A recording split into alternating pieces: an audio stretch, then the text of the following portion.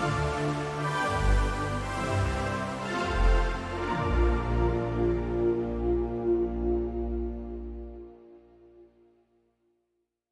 everyone. I'm Karl. And I'm Em. Welcome to our podcast discussing all of the latest books. This is our 14th episode, and we will be discussing A Court of Mist and Fury by Sarah J. Maas. We will be saving our ratings till the very end. We promise to give you all of our honest opinions on all the characters, chapters, and scenarios. We don't mean any harm to any of the authors. This is solely our opinion. We promise, as always, to card them like we read them. Period. Please check any trigger warnings. There are none in the beginning of this book, but there is trauma, depression, anxiety, PTSD. Kind of starvation a little bit. Yeah, withering away within yourself because you're so traumatized and unwell. Entrapment. Yes, entrapment. Death, torture. Violence. Sexual content. So, as always, take care of yourselves and enjoy. Spoilers will lie ahead. If you don't want to hear how this book ends, please pause here and go ahead and read the book and then come back to this episode. Again, you probably need to read the first one. If you haven't read the second one, more than likely will not make any sense. So definitely read the first one first. Bear through it. It's world building. Well, I mean, now reading this one, it makes more sense, but it was hard to get through the first one. Yeah. That's because you didn't really love Tamlin as much as the rest of the world loved Tamlin when they first read it. But you knew, you had a little bit of that spoiled, though, because you had seen other things that kind of hinted that maybe they weren't in-game. And other people, when you don't know that, it's a different experience. So I think that's why you probably were a little disenchanted. The fairies were hard to get behind. It's still hard to get behind, but I'm now in the phase where I'm picturing them as angels and not really fairies, but, you know. Okay. I can get behind angels, but the fairies thing was hard for me to get behind. They just have black wings, so they're dark angels, I guess. Yeah. Okay, that's fine. However you can swallow it to not hate my book, I'll be happy. All right, you ready to get started? Let's get into it.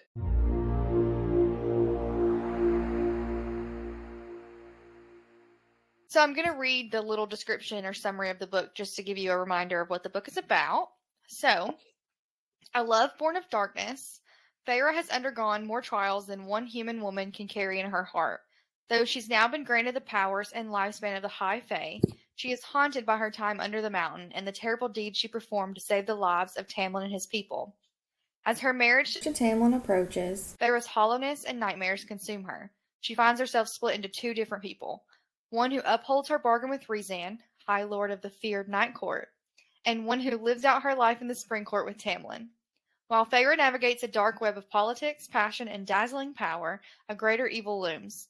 She might just be the key to stopping it, but only if she can harness her harrowing gifts, heal her fractured soul, and decide how she wishes to shape her future, and the future of a world in turmoil.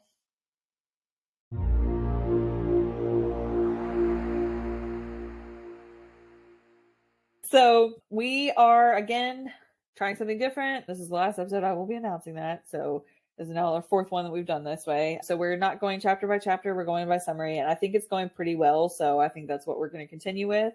If you have any other suggestions or anything, of course, email us. You'll get the email address at the very end. So you have to stay tuned and listen for that. We appreciate you guys joining us. And we're excited to get into, like Harley said, book 2 of the ACOTAR series. So the way it starts out is Feyre is with Tamlin back at the Spring Court, which is where we left them off at the end of ACOTAR. And they are both having nightmares, which Feyre is seeming to have a lot more than Tamlin is, but it's just, I think, because we get her perspective. But she's waking up, vomiting, and having night sweats and just terrors and things like that. And Tamlin's sleeping through it and not giving a crap. Or pretending to be asleep. Yeah, whichever I think one you want to say it is. I do think he was pretending quite often, it seemed, which honestly ranked him up on my hate scale a lot more. Also, for the record, I compared him to David Salvatore. I don't know if I said it on the last podcast, but I said it to Carly at least. And I take that back because I really thought at first he was like Damon Salvatore, and this book has entirely changed my perspective on him completely. that's honestly a disrespect to Damon Salvatore. It is, and now I can tell you what Tamlin's nickname is in the fandom. What? Tampon. Yeah. It's so random, like, what? But that's his nickname. So if you see a TikTok that reference a tampon, they're talking about Tamlin. I'm sure I probably will now that you said it, but yeah, probably because the internet listed it. Tamlin has proposed to Feyre, and she has agreed, unfortunately. But she talk about is how much we hate Tamlin this entire episode. It's probably going to be that, like sniped with underpants. But he wants to try to change her, and so he wants her to only wear gowns. He wants her to be the woman behind the man, the lady of the house. Yeah. We also get introduced to, I call her Ianthe. So, you know, Ianthe is correct. Yeah, Ianthe. I don't understand where these people come up with these names, but anyway, she's the high priestess. She is brought in by Tamlin to almost teach Feyre the ways of their people, and honestly, she's just sitting there making all the decisions. Ianthe comes in is teaching her their ways. So she ends up finding out that she is not Tamlin's mate. Well, she's not totally convinced she's not yet, but the mating bond has not snapped into place. And you said it as a way as if they're thinking of a title because she's not mate. That's not what it is. They're just thinking of what her title will be in general. Yeah, because she's not High Lady, which is a big deal later, which is why it's referenced now. But yeah, apparently only High Lords can marry a wife, and she becomes a consort and not a High Lady. So, which is honestly very demeaning and absolutely becomes very like hoo-hoo at the end. But we'll get there. So Feyre does admit multiple times throughout to Lucien that she feels like she's a prisoner, that Tamlin's trapped her in this life, which honestly I was extremely disappointed because I did like Tamlin in the beginning. When we get under the mountain, I started not liking him as much just because he never stepped up. He never defended his woman. He never really did anything but try to sleep with her in the random hallway. But I mean, he just... I feel like it's almost he wanted her to deal with all the pain and the suffering. And so honestly, I think that's another reason why I don't think he had as much night terrors as she did, because he didn't have to really deal with anything other than sitting next to Amarantha the entire time. So I think if he had night terrors, I think his terrors would have been more of like rewatching what happened to Feyre, but nothing actually happening to him. You know what I'm saying? Yeah. It's a different trauma. But and I do think he had night terrors, but I don't think it was his trauma was to the extent that it was for Feyre. I do think it is part of the reason why he did become so controlling, but at the same time, like, how does that make you blind to the fact that your girl is literally decaying in front of you? You know? Well, the decaying, starving, you know, at some point she's mentioned where her face looks sunken in and her body looks exposed. I know they mentioned her collarbones they can see and stuff like that. So, I mean, to see that, and then on top of it, she's expressing to your friend, which I'm sure is being reported back to you, that, you know, she feels like she's a prisoner. And then on top of that, she's asking to even just leave the grounds for a minute, and they're refusing to do so. I mean, to be honest as well, you're not offering her very much whatsoever. So, I mean, you don't have electronics in this world. You don't have anything like this. So I'm just like, what is she supposed to do all day but paint? And you think that that's going to just consume her entire day in and day out for the rest of her life. That's not a life to live. I mean, no, whatsoever. No. And then not even that, but to literally paint the same things because you're not letting her go any further or out of bounds or anything.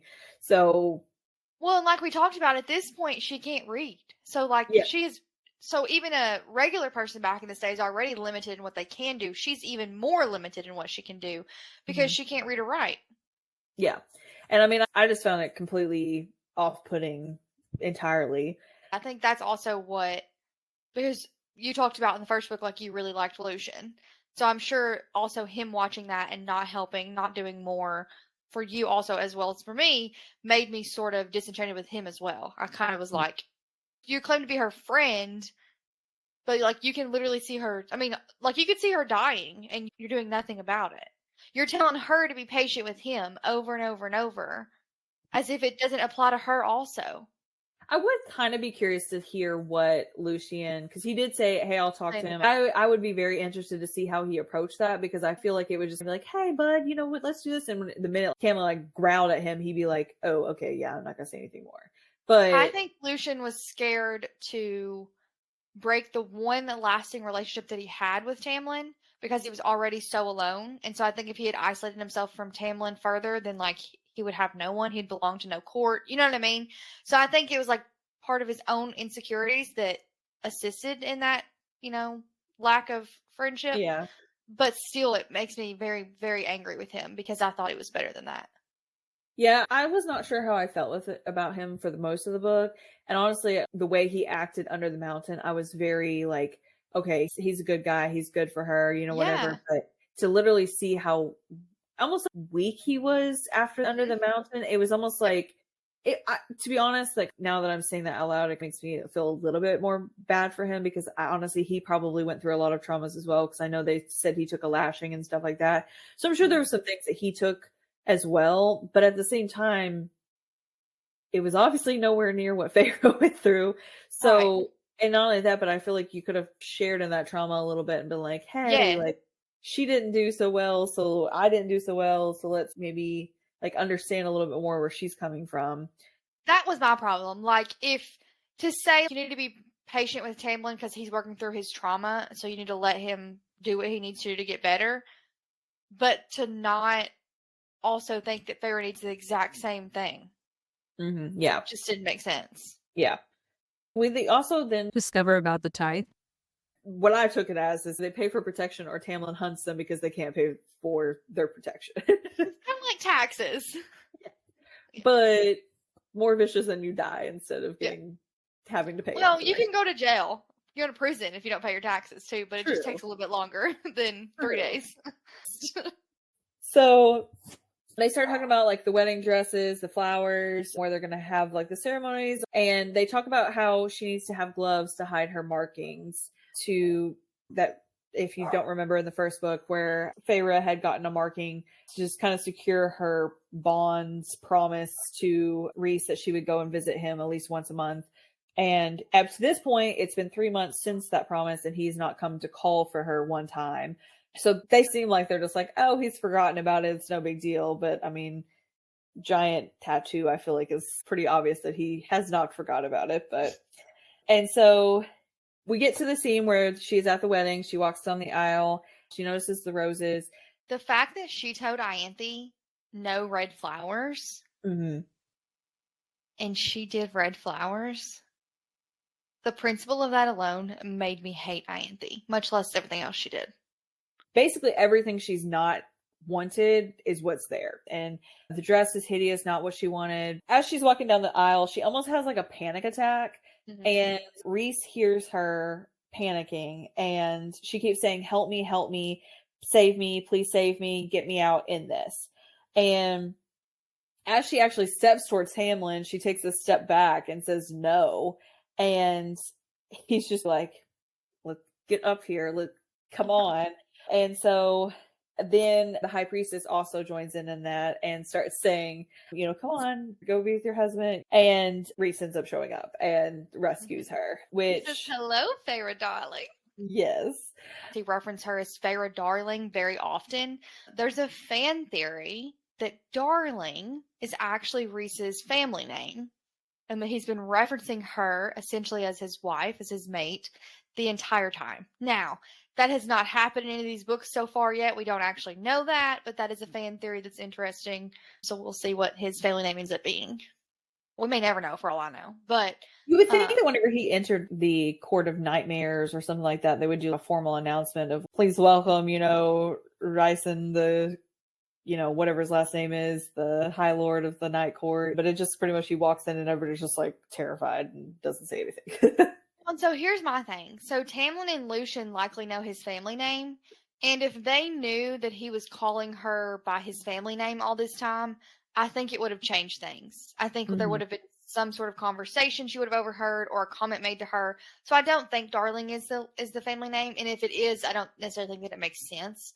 Because I do feel like it would have been brought up to her at some point in these books that, well, he's been calling you that the whole time. How'd you not realize? Or, something like that. Yeah. But it was an interesting theory to have to see, well, maybe it will end up being that way, And maybe they don't know his family name. Maybe his dad never used it. I don't know. But there would have to be an explanation that they don't know it. Because otherwise, you would think they'd be stop calling her that. You know what I'm saying? Tamlin would have for sure. Oh, yeah, 100%. That's way too territorial. So Rhys ends up taking her in the middle of the ceremony to the night court, and he mentions, hey, you were asking to be saved, so I came and rescued you. And I really enjoyed the scene where she starts throwing the shoes at her, and it really, honestly, I chuckled out loud at it because I could just imagine like being so angry that I just like take a shoe and start chunking it at him. Which I think it took him so far off guard as well. That's why the first one hit him, because he just was not expecting her to like throw a little mini tantrum. And well, I saved you. After she begged to save you. I saved you and you throw shoes at me? Also, don't you love that he tells her to take off that awful dress? Yes. I love that. Well, but my thought is after she goes back, I was like, well, what happened to the dress? Did she not take it back? Did he burn it so that she didn't have to wear it? Like, I bet he burned it. Then we also learned that as an activity to do while she's in Rhys's time, the once a month or whatever, is he wants her to learn how to read, which we end up finding it later on. There was like an underlying thing that he wanted to use that for, but because she was illiterate. In the moment, I was like, oh, that's sweet. Honestly, I think knowing that I was so bored for 3 weeks, and then this man's like actively wanting me to like entertain me for an entire week, I'd be like, yeah. Well, yeah, but the 3 weeks out of the rest of the months, I would be like, oh God, I can't wait to get there and like actually have something to do every day. And like, when she comes down in the night court attire and he's like, the night court style suits you or whatever, I was like, it does. Well, I also really appreciated the fact that I thought that, instantly he pretty much, there was a difference between the way Tamlin was treating her and Rhys was treating her. Yep. It's almost like, hey, you made this agreement to be here, but I'm not going to really force you to be here at the same time. Mm-hmm. But obviously, if she asked to leave, he would more than likely send her away.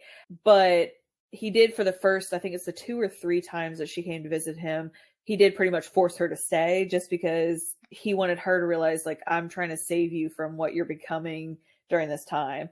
And she only really asked to go back like once or twice, though, if you notice that. After a while, she was like, actually, I like visiting.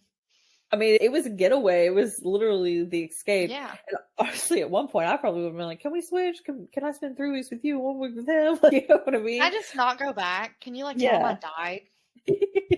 Something. Start an all-out war because I died in your possession. You can dump my broken body on a pretend broken body on the court and like blame it on some animals or something. I don't know, but like, can I stay here? Honestly, though, it is curious what would have happened if something would have happened to her while she was with Rhys. I think it would have ended up being a whole different, storyline and stuff like that happens. But I thought about that a couple times. I was like, oh, I wonder what would happen, especially when she started exploring like the city and stuff like that. I was like, that's a little risky. Something could happen here. Don't do Valaris like that. Well, I didn't know the city until later.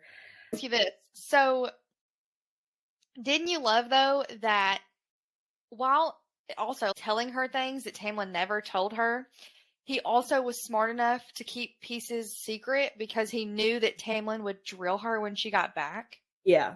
Isn't that awful, too? She gets back after a week. You look at her and you're like, oh, you're good? Okay, so now tell me all their secrets. If she was willing to serve as your spy, like she does later on, that's one thing. But that is not, like, I don't know. I hated Tamlin more and more. Every time she had to go back there, I just got more and more enraged at Tamlin. Well, and my thing was, too, is especially the first time she came back, she tried to kiss him and take him up to the bedroom, and he was just like, no, sit down. We've got to go over all this. And I was just, this woman's literally excited to see you. It could wait like 5 minutes. Go upstairs. Please yourself. She was just taken away by an enemy court. during the middle of finally your brought wedding. back home. Yeah, and finally brought back home. And what you want to do is pick her brain about the maps that were on the wall.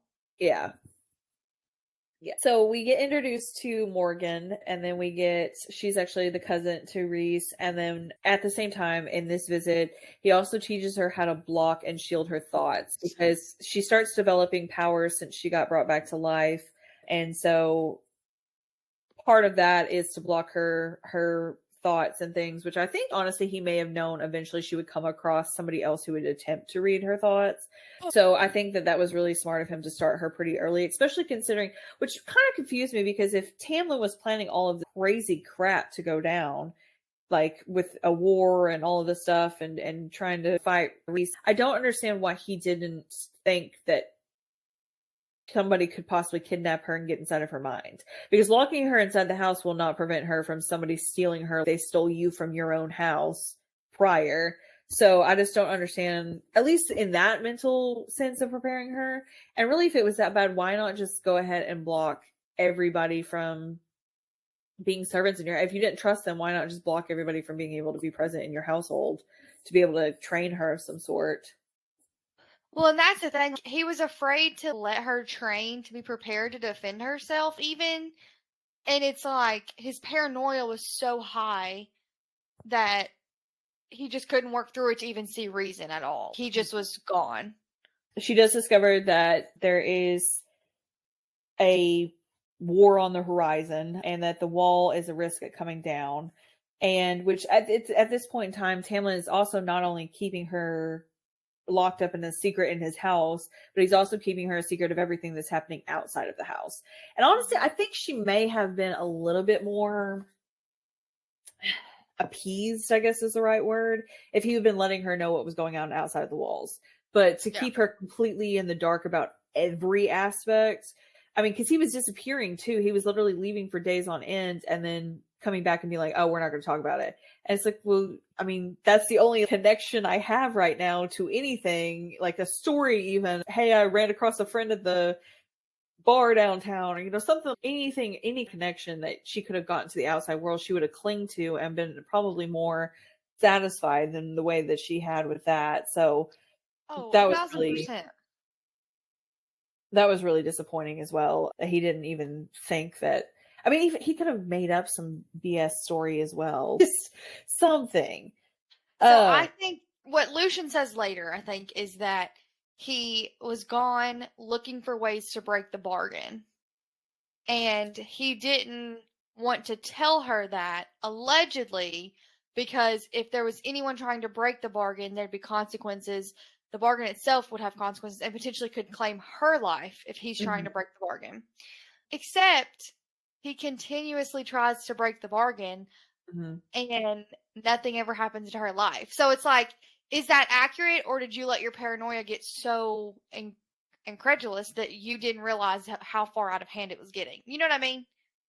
I think it's very similar to the High Priestess at the beginning of the next book, making bullcrap excuses where everybody's just like, oh, okay, I believe her kind of attitude. I think he did the same. He realized he messed up, and so he was just like, hey, here's my justification that makes sort of sense. So I'm hoping that you're still going to be innocent and believe what I'm saying to you.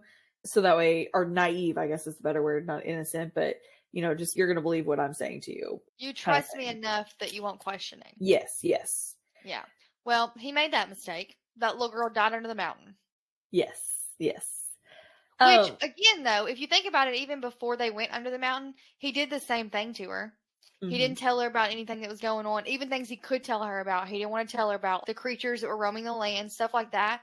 He wanted to completely shield her from it. And at that time, she'd experienced different trauma, and so she was like, she enjoyed being taken care of. But then, after Under the Mountain, she couldn't do it anymore. She needed control back of her own life, and he wasn't willing to give it to that to her.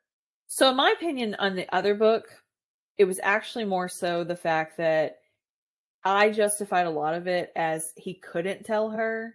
And so, like, after finding out that he couldn't dispose a lot of the things, I was just like, okay, that's why he kept things like that. It was almost like two separate scenarios for me. Before, he had really an excuse, but really, I think it wasn't an excuse. But at the time, in my mind, I justified it. Like it was. Yeah, because, I mean, if he was, you know, not able to tell her everything, obviously he couldn't discuss some of the stuff with her that was happening. So it makes sense. But in this book, there really is no excuse. And maybe he was just used to keeping it a secret, not being able to say anything. Maybe. Well, that's like, for example, a great example of this is that he tells her that his mom was, or his dad, his mom and dad, or whoever, was slaughtered by an enemy court, by the Night Court, right? But he leaves out a very pertinent part of the story. Yeah. And that wasn't something he had to keep secret. That's never been something he had to keep secret. He chose to keep that secret because it benefited him. And so I think in the first book, like you said, we really play it off. We give him the benefit of the doubt. We really play it off to like, it's the curse, whatever. It's Amarantha. And then in this book, when we realize, oh, wait, maybe it really wasn't because of the curse in Amarantha, we see that was just his true nature. And now it's become even worse, more controlling, more demanding. And that's when everyone is like, yeah, it's time for you to get with Rhysand. I'll be honest, though. When we met Rhysand in the There You Are, I've been looking for you scene in Calamai, I was a goner. I was like, if she doesn't get with him, at that time I didn't hate Tamlin, but I was like, man, can she be with him when she goes for the bond? Can we work something out here? Because that man is going to be a good character. I was like, I need him. I need that one. So I was very happy when that worked out. So we end up getting to where the court has to pay for their protection. You're like, so we get to the part where they have to offer their stuff for protection. The tithe. Yeah. Their taxes. So whenever she's sitting in the throne, she's expected to basically sit quiet, sit next to Tamlin per usual, and not say anything, not respond to anything. And so one of the ladies from the lake come and she says, hey, we have no money. We have no fish. We can't offer you anything. And Tamlin gives her an order that she either produces it within the 3 days. And then if she doesn't produce it in the 3 days, then she has to come up with double in the following month. And then if not, she suffers consequences.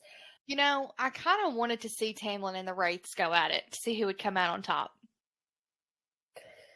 I kind of have a feeling it might not have been Tamlin. So I picture them as they are water wraiths underneath the sea too, but in Harry Potter, when they're in the Goblet of Fire, that's how I pictured them completely the entire time. And I was like, I couldn't imagine them outside of the water, but okay. Yeah. But Feyre gets really upset whenever he does that because she understands where they're coming from. She understands everything about it, which I kind of felt sorry for her because it was almost like a hypocritical situation. Tamlin saved her from poverty and her family from poverty, but yet he's not willing to do so for his own people. And I mean, if she mentions he gives her more money than they could ever spend in a lifetime to her family. So, I mean, the same thing, you could have just gifted it to your own court. Why do you have to go through that whole thing? Or even put off the tithe for a longer period. Like, I don't think 3 months was adequate to rebuild, especially because we see that Lucian does take Feyre one day to see the efforts to rebuild. And we know that it's slow. We know they're not really quite rebuilding as fast as they're supposed to. And so 3 months is really not as lenient as they make it sound. And so I think that 6 months, a year even, like if he had really actually pushed it out, I think it would have been better. Honestly, we see later that other courts don't even have a tithe. So it's like, it's almost a tradition that he could also do away with, and he chooses not to do away with. Mm-hmm. So I think it speaks more to him and his greediness and power than anything. Yeah. Honestly, that was kind of the point. I was just like, yeah. If he really couldn't even understand where she was coming from and her feelings towards it, I was just like, this ain't gonna work. This ain't gonna work at all. The way that Lucian and Ianthe tried to essentially tell her, like, he's the High Lord, you sit there quietly and behave like a child, enraged me. I really love that she stuck it to them, though, and she walked out of that court room, 2 words, not one. But she walked out and she was just like, hey, here's my jewelry, you know, give that to him, pay off your debt. And that was extremely, extremely, extremely kind of her. Tamlin's berating her, telling her that she's done wrong, that she can't set that expectation. Now everybody's going to expect that, you know, all that crap. While that's all happening, Feyre ends up getting inside of Lucian's head, which is the first time that we get where she does that. Mm-hmm. at least knowingly. And she ends up really honestly getting so upset she ends up storming out, which is completely understandable because I mean he's not even willing to listen to, hey, I've been in their shoes or anything like that. So horrible. So I think, honestly, too, and maybe this is just my theory because I hate him so much, but I think watching his people potentially be more loyal to her and her kindness than his power, I think was like a challenge for him and bothered him. And you know what I mean? Like it like challenged his control of his people. I think that's what really bothered him more than her. Like more than I think he did understand where she was coming from, but I don't think he cared. you know what my thought was the entire time? What? I don't know if you watched The Crown, but the relationship between Prince Charles, now King Charles, and Diana, whenever he's jealous of her, it reminded me of the same exact situation. I had that thought while I was reading this. I was like, yep, yep.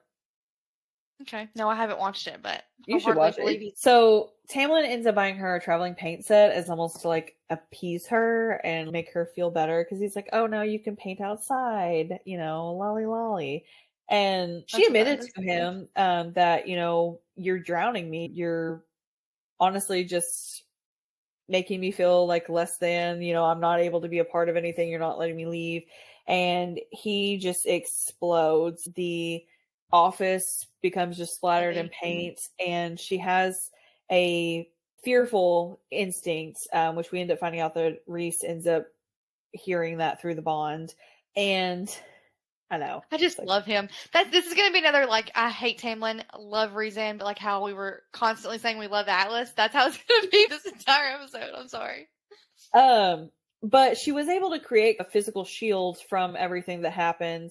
And that is a perfect example of like a comparison because he immediately gaslights her into being very narcissistic, controlling.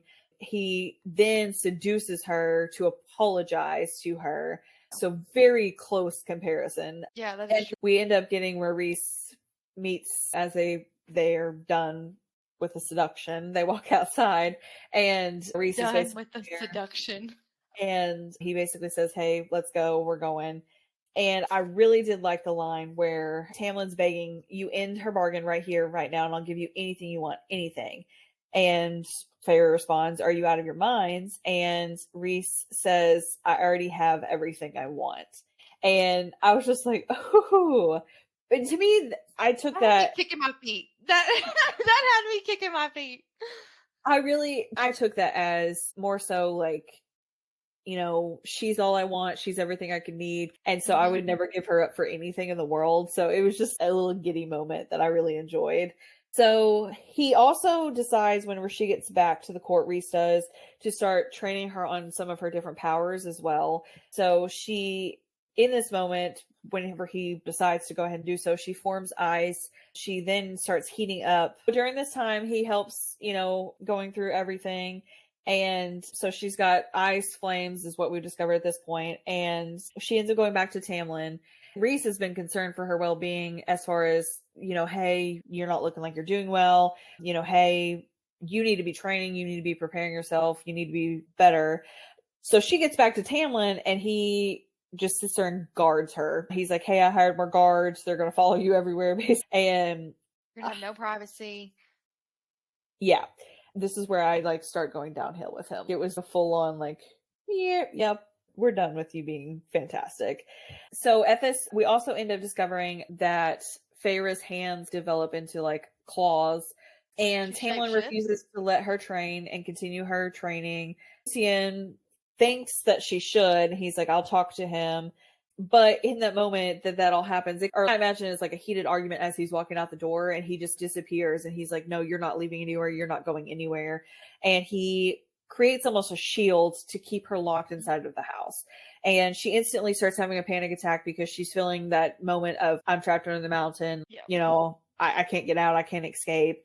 And so I did slightly in this moment at the end of the book. And for a minute, I kind of thought that Alice was actually Morrigan, like as a spy, because she keeps talking about how Alice is in the background yelling for her and all that kind of stuff. And then all of a sudden, Moore, however you want to pronounce it, It's the that she all of a sudden appears. And so I thought she like shape shifted into who she really is in the moment, just trying to read through it. But I did question a little bit, a tiny hair, and I don't know if that even is the case, but I question whether or not Alice and Moore like knew each other and knew she was all right, because she was like, please take care of her. So You know, that moment from Alice and Feyre talk about that moment at the beginning of this next book. So you'll get a little bit more of clarification of what happened in that scene. okay. But Alice does not know any of them. She only Okay. knows of them. But she hints at, you'll see in the next book. We'll just let's leave it at that. But Alice is not. Alice and Moore are not the same person, but that's actually a good idea. That would have been really smart. I'm not going to say that there weren't potentially other spies in the court, but Alice herself was not one. I know they talked about they have all of Azriel's spies taken out of Tamlin's household, so it didn't put anybody at risk. But I had thought that she was, or it was Morgan in disguise, one or the other. But gotcha. I never got any of that. But so that would be a neat idea, but unfortunately, that's not how it's written. But I did really appreciate the way that whenever Moore had taken her to meet Rhys outside of the territory, which we ended up finding out he can't break through the territory without basically inciting a war, first taking her out of her land that she was trapped in. So don't you love, though, that Moore was able to shatter through Tamlin's wards like that? Yes. I did really, really appreciate that he just kept, saying, you're free, you're fine, we're good. And he instantly took her back. She did. Moore said that. Yeah. Yes, but as soon as they get there, he just lets her be and lets her like understand, I'm safe, I'm good. But I think that instantly, in the moment, I think instantly she understood, like, Tamlin has, I think deep down she knew it, even though she kept like doubting the whole thing. I think she knew, like, he never is going to treat me the way I need to be treated. He's never going to treat me the way I need to be. Almost like that moment that Lily has with Ryle, it was in that moment I think she really realized. She says it even, he's just as bad as Amarantha, locking me inside of the house and keeping me hostage. Yeah, and that's her moment. And she doesn't realize it at that moment that that's her moment. It takes her a little bit staying at the night court before she accepts that was the moment that she decided she was not going back.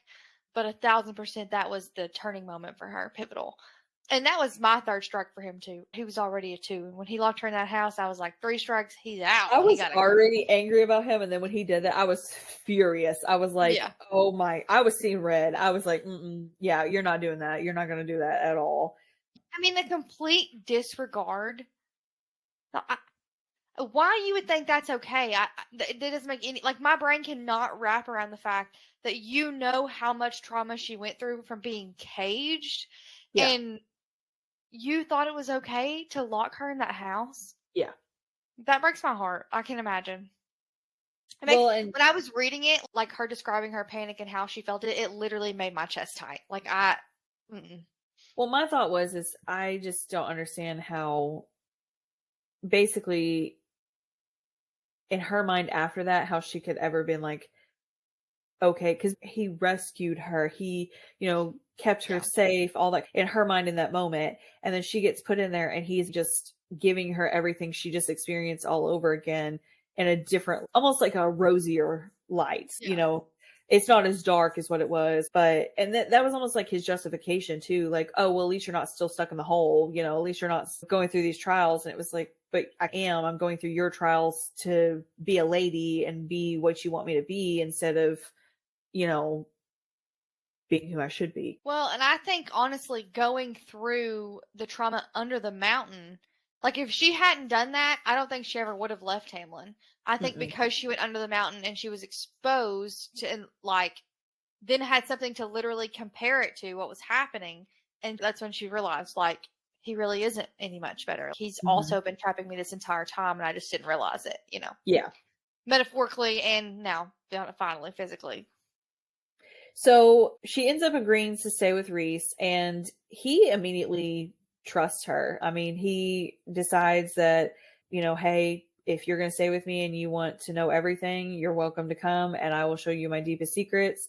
And which I thought was a really big thing, because I know he knew at this time that she was his mate, but she hadn't accepted that. And he had no idea how deep maybe Tamlin had his claws into her, metaphorically and physically. But I just really felt like, he trusted her a whole lot to be able to release that secret. And I know he does it again and it backfires later in the book, but I really honestly, This is when he, I was going to say, this is when he very first took her to Valaris. Yes. So before that, she was in the house above the Court of Nightmares, so she wasn't able to roam freely. I think earlier we were talking about that potential risk, but it's later on now. And when she's this, and again, it is referenced in the next book as well, but when she first goes there and she can literally hear children laughing outside, she's so stunned. She's like, what do you mean this is the Night Court? People are laughing. People don't laugh in the Night Court. I think it's so crazy. Like, it really does show how deep he did have his claws in her, because Rhysand, I mean, no, don't get me wrong, he did some things awful under the mountain, but for the most part, towards her, he was kind. They got along. By the end of Under the Mountain, she says he almost felt like a friend. So, for her to acknowledge that, but then also for that to be competing with the ideas that Lucien and Tamlin have put in her head, it's just fascinating to watch her work through all of those and figure out what she actually believes and what she doesn't. But to watch him allow her to do that, rather than say, no, let me show you I'm a good Mal. He was like, no, either you'll believe it or you won't, and that's up to you.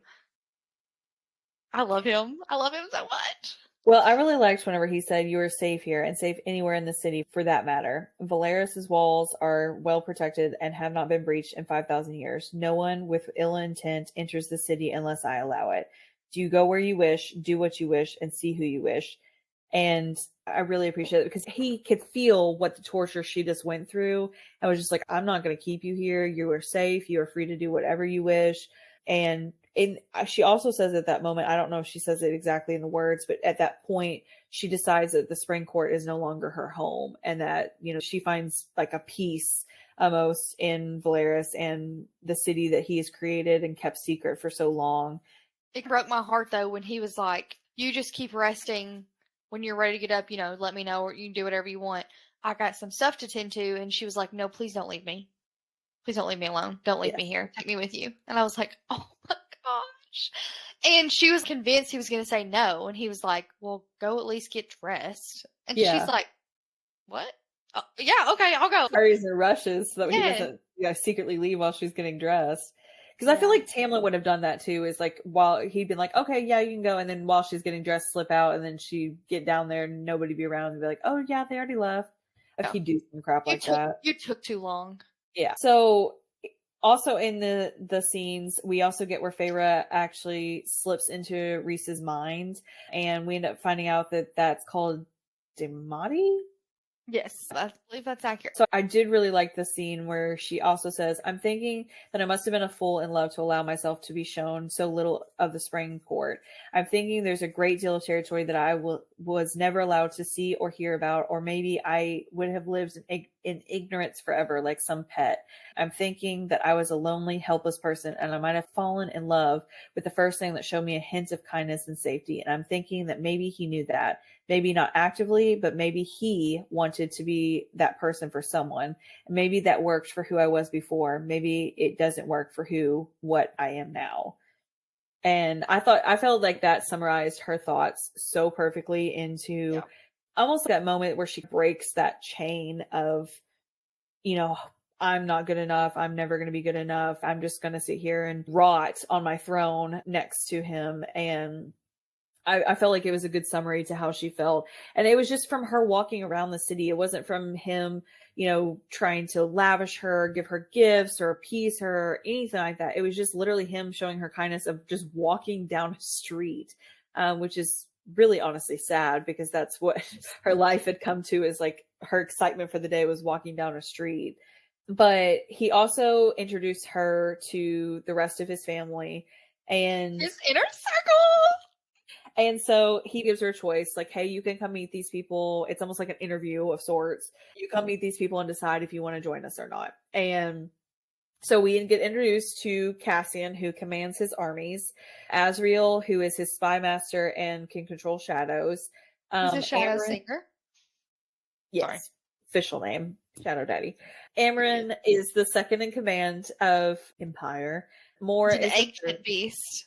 Yes, she is also an ancient beast. And the Moore is the third in command, which that was, I think, the shocking part for Feyre, because she's like, Women? Oh, yeah. Oh, yeah.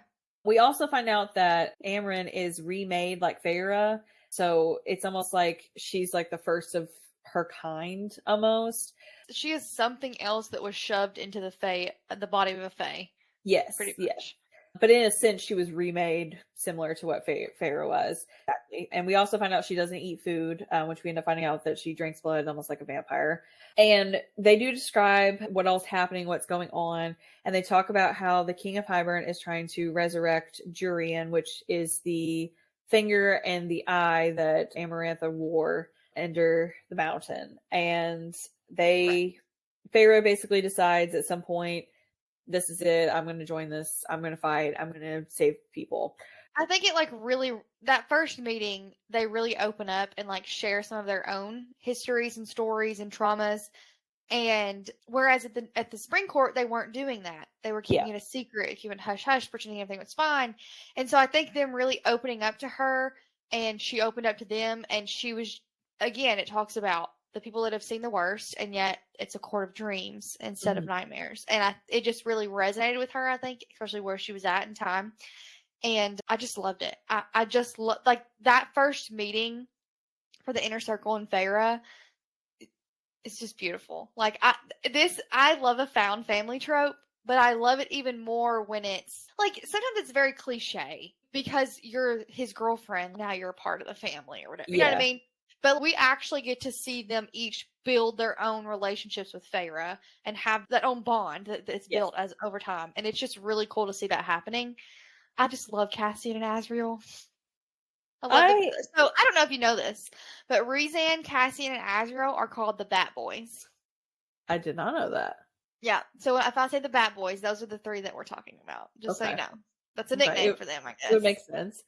I did find it also really sweet because to me, I'm going to be honest, from that dinner, I felt like all of them shared more than what we got from Tamlin and Lucy in the entire first half of this book. And yes, the entire time we've known them. Yeah, I felt like they were more open and honest. And honestly, I do think her perspective of she just fell in love with the first person that showed kindness is completely accurate, because I think she was just so desperate to get out of that situation. It was just so easy he was there for her. He was, giving her everything she always wished for. I'm going to be honest. I think she may have fell in love with him mostly because of what he was doing for her family. Yeah. I don't want to. No, I know what you're saying. He took the burden off of her. Yes. And so she loved that she had somebody that cared for her family as much as she did. And it was almost like a love of convenience almost, rather than a love of true depth. And I don't want to say because she had more options now is where she fell in love with Rhys, but it almost felt like, oh, I've got actually people out there are also showing kindness to other people. And it's in a way that's not keeping me trapped at the same time. It's helping everybody. And I think that was the other thing that she also discovered with Tamlin, is he's really out to help himself and not help everybody. And I think that's what she loved, honestly, the most about Rhys, is that he was there for his people and helping his people. He literally tortured himself for 50 years rather than, try to help himself. So yeah, no, he literally subjected himself to assault for 50 years so that his city would not be found. Yeah. Including his inner circle. I mean, what's not to love? But also, part of my thing with Tamlin is that, because I do think he's experienced trauma, and I do think that does impact the way he acts now. However, I think he's more aware of it than Lucien. Lucien gives him too much credit. I think he's way more aware of his behavior. Lucien makes excuses. But, when we go back and look at it now, we can actually see, I was talking about earlier about Lucien being scared of Tamlin. We can actually go back and see moments even before Tamlin was even friendly with Feyre, where he was losing his cool, losing his temper, things like that on Lucien. He was being rude to Lucien, hateful, telling him not to speak out of turn, things like that or whatever. that would have queued us up better to see, this is what he really is like when he gets comfortable. But again, because we thought it's because the curse, he's just stressed, all these excuses that you do make in a real domestic violence situation. So it's really cool to see in a fantasy world the sort of cycle that would play out to mirror something in real life that could be possible. Obviously, they're not going to have claws and wings, but still. I was honestly, to be honest, I was waiting for the moment that he built a Rapunzel tower and like trapped her up there forever. Yeah, I was just waiting for it. And honestly, even more so, like every time I loved Rhys a little bit more, I hated Tamlin a little bit more because it was just like, and I know it's like a balance beam. It just keeps tilting. And I know Rhys kept saying, "Don't compare me to him," and stop comparing me to him. But at the same time, it was impossible not to, because everything he did was total opposite of what Tamlin did. So it was nearly impossible to do so. And one of those examples was whenever they first attempted to go to the prison to visit the bone carver, and she had the panic attack, and she's throwing up in her bathroom and everything, and he's sitting there holding her hair and soothing her, and Tamlin didn't even have the balls to even freaking wake up and acknowledge that she was even getting sick or anything. So isn't it sad that we're like, oh my gosh, he held her hair while she puked, like the bare minimum? Yeah, I mean, literally it was literally the simplest of things. He could not even, he was so consumed with himself and the fact that he had to keep his prize that, I mean, and honestly, she ain't the prize. I mean, he's technically the prize because she's the one that freaking won him. I mean, she's the one that had to go through all of the trials and everything. Damn straight. So, I mean, she's the one that was the victor, not him. That's right. She's the strong one. He sat there on that throne by Amarantha and did nothing. And I will never forgive him for that. So we do get the scene where she wakes up and Amarant's standing at the end of her bed and she's like, "Hey, wear this. You'll be fine. You can get out of the prison." As soon as she did that, I instantly knew that it was a fake piece of jewelry. And she was just like for Amarant to be so heartless. Yes. And still go out of her way to be like, "Girl, this will help you." I love that. Even though it was fake, but still. I did at that point. I really did think that was the first, step in their building their friendship, and I thought it would be a little bit more, which obviously, I mean, towards the end is where it evolves a little bit more, as much as she was willing to open up, I guess I should say. But we ended up finding out that she was locked in a prison for hundreds of thousands of years even, and before she got released and started, I don't want to say serving because that's not the right word. I feel like Rhys treats everybody pretty equally, so I don't want to say serving, but that's the only word that I think sounds she's right. Serving? Yeah, she's serving. I don't see her doing that. But so we end up discovering the bone carver, and apparently he appears differently to each person, which I thought was pretty unique. And so we end up finding out that the King of Hybern is trying to raise the cauldron. And let me ask you this before we get into that. So he appears as Jurian to Rhysand, and he appears as a little boy to Feyre. Any theories on the significance of either of those? No. Okay. I tried to dwell on it a little bit, and I was just like, okay. Do you think who the little boy was, or what it was meant to symbolize? Or honestly, no. I did think the little boy symbolized innocence and naivety. Okay. I felt like that was the representation of the little boy for her. For him, I have no earthly clue other than just maybe his hatred for, or either that or the fact that he had to stare at that daggum ring for literally 50 years of his life. I mean, I could understand where I would get a little frustrated with it, but as far as the rest of it, I'm not quite sure the actual meaning behind any of it or anything like that, but that's just my best guess thinking about it. Okay. Those are good guesses. We shall see how it plays out. Yeah. So we end up finding out that Rhys wants to infiltrate Hybern City, and he decides to, as a test to see if she can feel the cauldron, which I felt like went real witchy pretty quickly. But he wanted to see if she could do so. He takes her to the Weaver, which we end up finding out there was a whole other underlying thing, which he seemed to always have a second motive to everything that he did every time. Which honestly, I think when she calls him out on it, he always tells her what it was. Yes. It's like, if you But just asked, I would have told you. But that feels like Zayden too much. and that's what I was fixing to say. I was like, it literally felt like Zayden was occurring all over again. I was waiting for the moment it becomes like a bickering back and forth of you kept this secret eunuch, and I was like, please don't do this again. Man, I can't do the first part of Iron Flame again. Well, we did have that when she finds out that they're mates. But other than that, we don't really have it. But honestly, even then it wasn't bickering back and forth because she just went and ghosted him completely. No, and she was then like, they, I need time. yeah, where it wasn't just like. And Moore was like, I got you, girl. Forget him. So in the test, he also admits that whenever he says he wants to go take her to the Weaver to test her abilities, he also agrees to make Faye as the human emissary. So she's like the middle person between the human Did you and call her Faye, like a nickname? That's so cute. Yeah, that's what I abbreviated her name the entire time. That's cute. Thanks. I thought you called her Faye or Fifi. What was it? A Faye. But I liked her a little bit more in this book, so I just called her Faye. I liked her a little bit more, so I upgraded her nickname. Yeah. She wasn't Tam Tam or anything like that. He was not Tam Tam any longer after I hated his guts. I felt Tam Tam was too cute. So he was still teaching her how to read. I don't know if we said this already. We might have said it before we started, but I love the way he teaches her to read. Yes. The cute little flirty sentences, the back and forth, the banter. That really helped me stay engaged in the book as we were building up this plot. Yes. Those little notes honestly remind me of a little high school. You know, I got a little note from my crush. I did also appreciate the scene where he is on his knees helping her and let me read this. So she asks him, so I'm your huntress and thief, and he goes, you are my salvation, Feyre. And I love that line so much. It's a good line. And honestly, I don't even think, even if the mate bond wasn't there, I think that just everything that he had done, she would have fallen in love with him just over that, which she did technically because she didn't know about it. But I think that mate bond pulled her a little bit more towards it.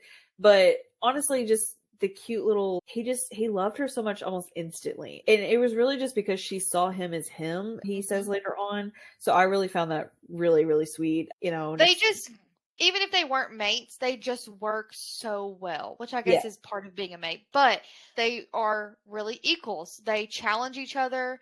They work together so well. They're such a good team. There's just so many things to it which again is probably partially the mate bond, but also is partially them from what they've experienced, what they've gone through, and they found each other at the perfect time. It just works out so beautifully, and it's just such a lovely little thing. It is.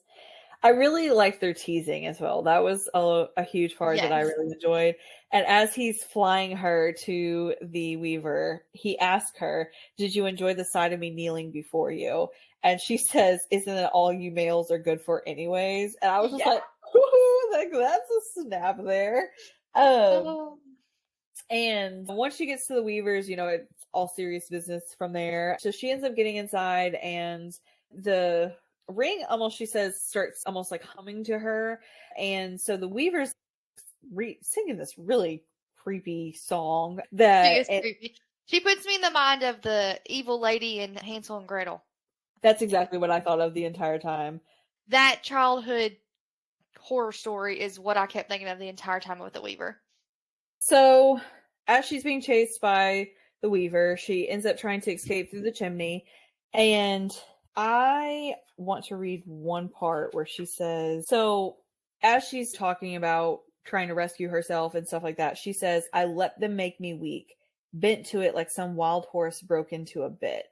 And so it was almost like a strength move for her to like sit there and be like, I've got to, you know, build myself up, and I've got to get out of this. I've got to get myself out of this. And after she gets out, she decides that she's going to get Cassian to help train her. Rhys lets her into why he also hates the High Priestess, which we end up finding out that she tried to seduce him to take his crown. And honestly, what she wanted to do to Rhys was what Tamlin wanted to do to Feyre, just making him a side piece and him keep his mouth shut and she do all the work.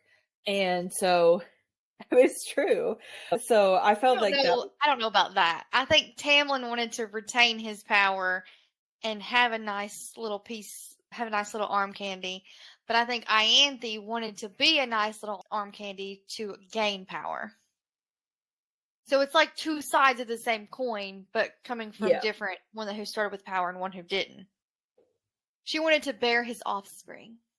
We also find out a little bit more about Moore's story about how she was sold with the expectation of having virginity. It was like a dowry and a wife, like the olden days. But she was the families basically wanted to breed power into their bloodlines. Is the main but she was supposed to stay pure until she got married, had sex with her husband.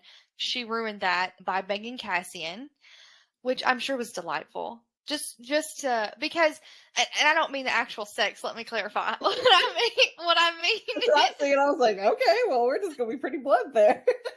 It probably was, but what I mean to the insult to Eris. Because Cassian was a nobody, such a nobody, but also such a powerful nobody. I just think that was such an insult. And you'll see it later on when we get to see a little bit more of Eris. So you'll see later on how that plays into their interactions in the future. But I just think it's so funny that now they're best friends. Now they're stuck in the inner circle together and they can never get rid of the fact that happened, but we're just going to pretend it didn't kind of vibe. I think it's hilarious. I also really enjoyed that whenever they're flying to the mortal world to talk to her sisters and convince them to use their house to meet up with the queens. I did really appreciate the moment she had with Ezreal, where she says, I don't really know where I fit anymore. And he admits, I've been alive for a long time and I'm not sure of that either, which was, I think, reassuring to Feyre in that moment, because to be honest, to know that he was a part of something with his inner circle and this family that he's found and stuff like that, and he still didn't know if he belonged there or not, I think was a little bit of a reassuring thing for her, for sure, that she was just like, okay, well, I can be here and be enjoying my time here and really be appreciative of what I'm here for, but I understand that I need to find myself and know who I am in the same moment as well. Yes. So they end up arriving to their estate. We end up finding out the father's away, which, I mean, he was never really a huge thing in the story anyways, but Nesta and Elaine, she tells everything to them about what's been going on. Obviously, they can tell that she's different physically, but they end up finding out that Elaine is engaged to a fairy hunter / hater.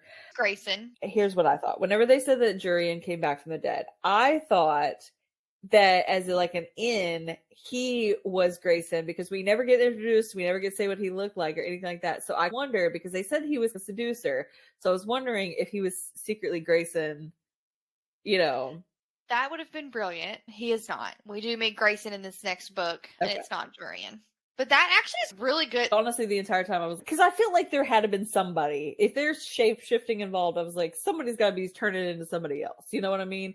So it was just like, okay, so I'm just like wondering if he had that power and could all of a sudden do that now, because that's why I was asking whether or not he was actually fairy or not, because I was thinking if he was fairy and had the shape-shifting power, that was a possibility that he could do that, because I mean, even though they've never said that they could turn into like a human, another human, or another fairy. I was gonna say, so they don't, the shape-shifting is into animals, but a glamour, that would be the way that it probably would happen, is a glamour they put on themselves. Yeah. To dampen that, immortal glow and power that emanates from them, according to the book. But no, unfortunately, that is not. That was a really good idea. Good thought. We do see more of Jurian, but he's not Grayson. I can tell you that. Because honestly, if it would have been the case, I feel like we could have gotten rid of the High Priestess whole side thing, and then Jurian lures both the sisters to the cauldron, and it would have cut out a probably good section of the book, to be honest. Well, I don't want Ianthe to be removed because I like what happens, so I'm not going to tell you what happens, but she gets it. Well, yeah, but it would have cut out quite a bit of the 8,000 pages that was in this book. Yeah, but it also wouldn't fit with Jurian's stories. I did also really enjoy the quote that she was like reflecting back on everything that happened a little bit, and she's looking at all the furniture and she's talking about how it's all paid for Tamlin. And she says, there was a part of Tamlin that was good. Yes, he's given me everything I wanted to become myself, to feel safe. And when he got what he wanted, he'd stopped. Had tried, but not really. He let himself remain blind to what I needed for after Amarantha. Which is true, because he didn't care what she had to say. He ignored all the, tall tale signs that she was fading away. And he got what he wanted and got his little pet, and he was fine with it. But he forgot to stop feeding the pet and entertaining the pet. When you forget to feed them, they start to bite the hand that feeds them. I don't understand what really his end game was, though, honestly, because she even talked about it herself. She, in one scene, and I don't think we're there yet, anyways, she talks about it later on that if she had stayed, she would have become the beast that they think she is now. And so what he really thought was going to happen, I just don't understand it, because either she would have literally withered away and died. She would have been immobile, stuck in her bed, sick constantly, which is not going to be good for him because he's not getting what he wants, a little side piece. Or the alternative is where she's going to go crazy, she's going to go evil, whatever, and then she really wouldn't be compliant. And with the powers that she had from coming back alive, it would have caused him a lot of problems. Mm-hmm. So I just don't understand. I guess he just was taking it day by day and really trying to control her so much that neither of those options happened. But it just didn't really, it didn't make sense to me, I guess, how he thought it was going to end. So as they're at this state, they decide to go training. And speaking of her powers, at this point, we know that she has fire, water, and air. And so as she's trying to light a candle and blow it out, Rhys starts sending her little letters again. And he's asking her, if she's done yet or whatever. And I really chuckled out loud whenever she wrote back, "Poor baby High Lord, life is so hard." Almost like just taunting him. The camera like this. So as she's passing the notes, though, the Adder, but he ends up trying to grab her, and Rhys ends up catching him, and as Asriel takes him, Feyre gets really ticked off when she finds out that Rhys had used her for bait. And she ends up discovering that she can win. I could completely understand, though, especially not knowing that you're being sacrificed. You could prepare yourself to defend yourself or anything like that. I think what made her more mad is not that she was set up to be bait, but that it was the adder that actually showed up. Yeah. And so after she gets back and she asks Rhys to show her, which I really love that he opened honestly. He said, "Yeah, here you go. No argument, no fight, anything." She shows what him and Asriel had gotten from the Adder. Feyre ends up writing a letter to Tamlin and basically saying, "Hey, I'm not returning home. I'm safe. I'm fine. Just please don't come look for me. I want to be here. I'm good." Which we know does nothing for him. And I really enjoyed the scene where Amren comes back to Faye's room and Faye goes to return the necklace and she's like, "Yeah, it held no power." And she's like, "Well, Rhys was looking at it the whole time because he gifted it to me a long time ago. He's probably surprised I even still had it."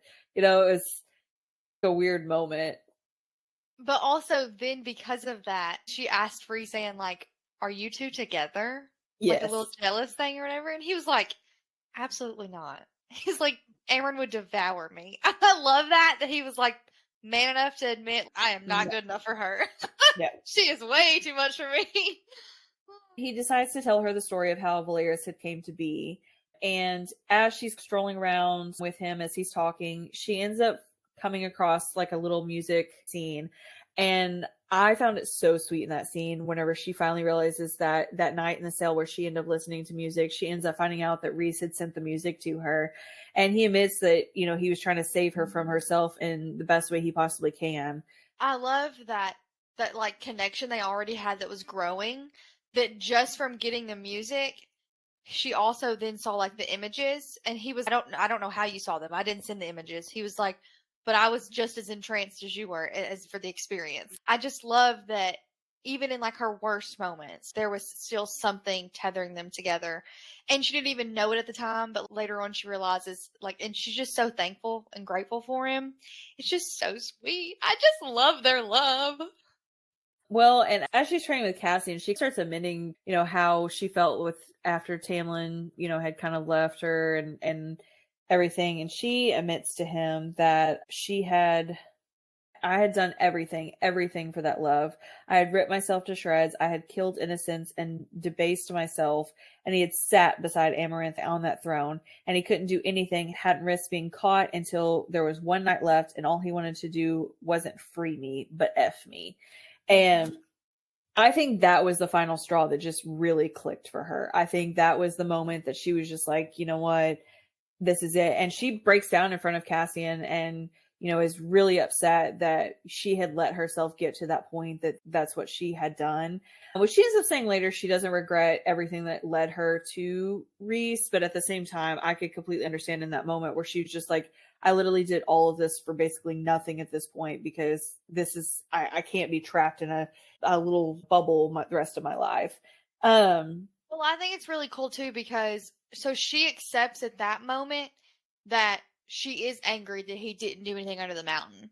But we've seen that same sentiment already expressed by Rhysand in the past. And so I love that, again, it's sort of a tether. But he allows her to work through her own emotions and come to that conclusion rather than pushing his thoughts on her.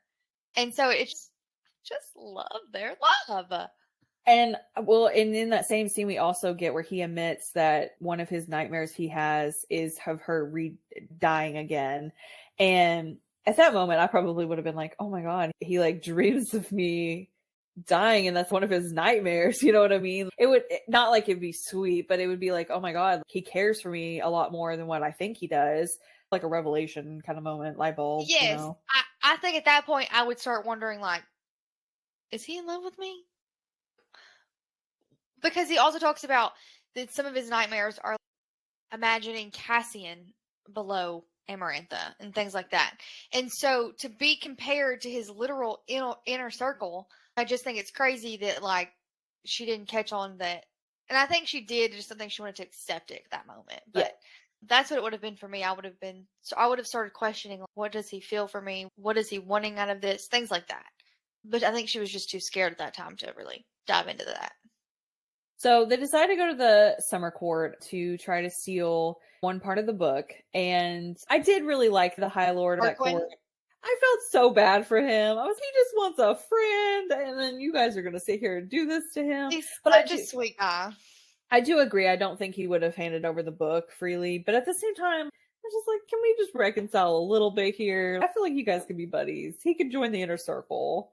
Okay, so you know how after they steal the book, he sends the blood rubies? Yes. There's this thing in the fandom, that theory, I guess, or a wholehearted belief, that if Tarquin had known that Feyre could stand the side of red, that he would have sent her something else other than the blood ruby. It still is a death threat, but also I love you, and so I don't want to see the red ruby. It's so funny. We barely get any of Tarquin in that section, and then really later on, we don't get a ton of him. And so, but like for the fandom to be so obsessed with him, that he's such a good guy that he would not send her a blood ruby, is one of my favorite things about this. I love listening to the crazy things that the fans come up with. I really liked him. I mean, honestly, he's like one of my favorite little side characters that I want more of him. I want his story. Give me his story. Yeah. See, I don't even care if he finds love. I just want him to find a good friend. That's all I want from him. I felt so bad for him. I literally, honestly, out of any of this book, I probably would have cried more so in that part if I was going to cry, because I was just like, man, I feel so bad for him. He just wanted a friend, and you betrayed him. You stole from him. Yeah. So we get, while they're trying to steal the book, they end up getting locked in, her and Amaran, and the water wraiths end up coming to save and say that, hey, I paid back the sister's debt, which they all seem completely shocked that how in the world did they owe you a debt? How in the world did that happen? I love them like dying laughing when they finally realize they're free and they're back, and they just break into these like, it's almost shock laugh. Yeah, like hysterical laughter. It's not really funny, but they just can't do anything but laugh. And then she says something along the lines of a human heart inside a fey body or whatever, a mortal heart inside of a mortal body, and how that kindness has been repaid. And it's just like another astonishment of, it's crazy like how soft Feyre remains, but also how soft she's not. The comparison, the differences, it's really cool to see as that plays out in different ways for her character and everything too.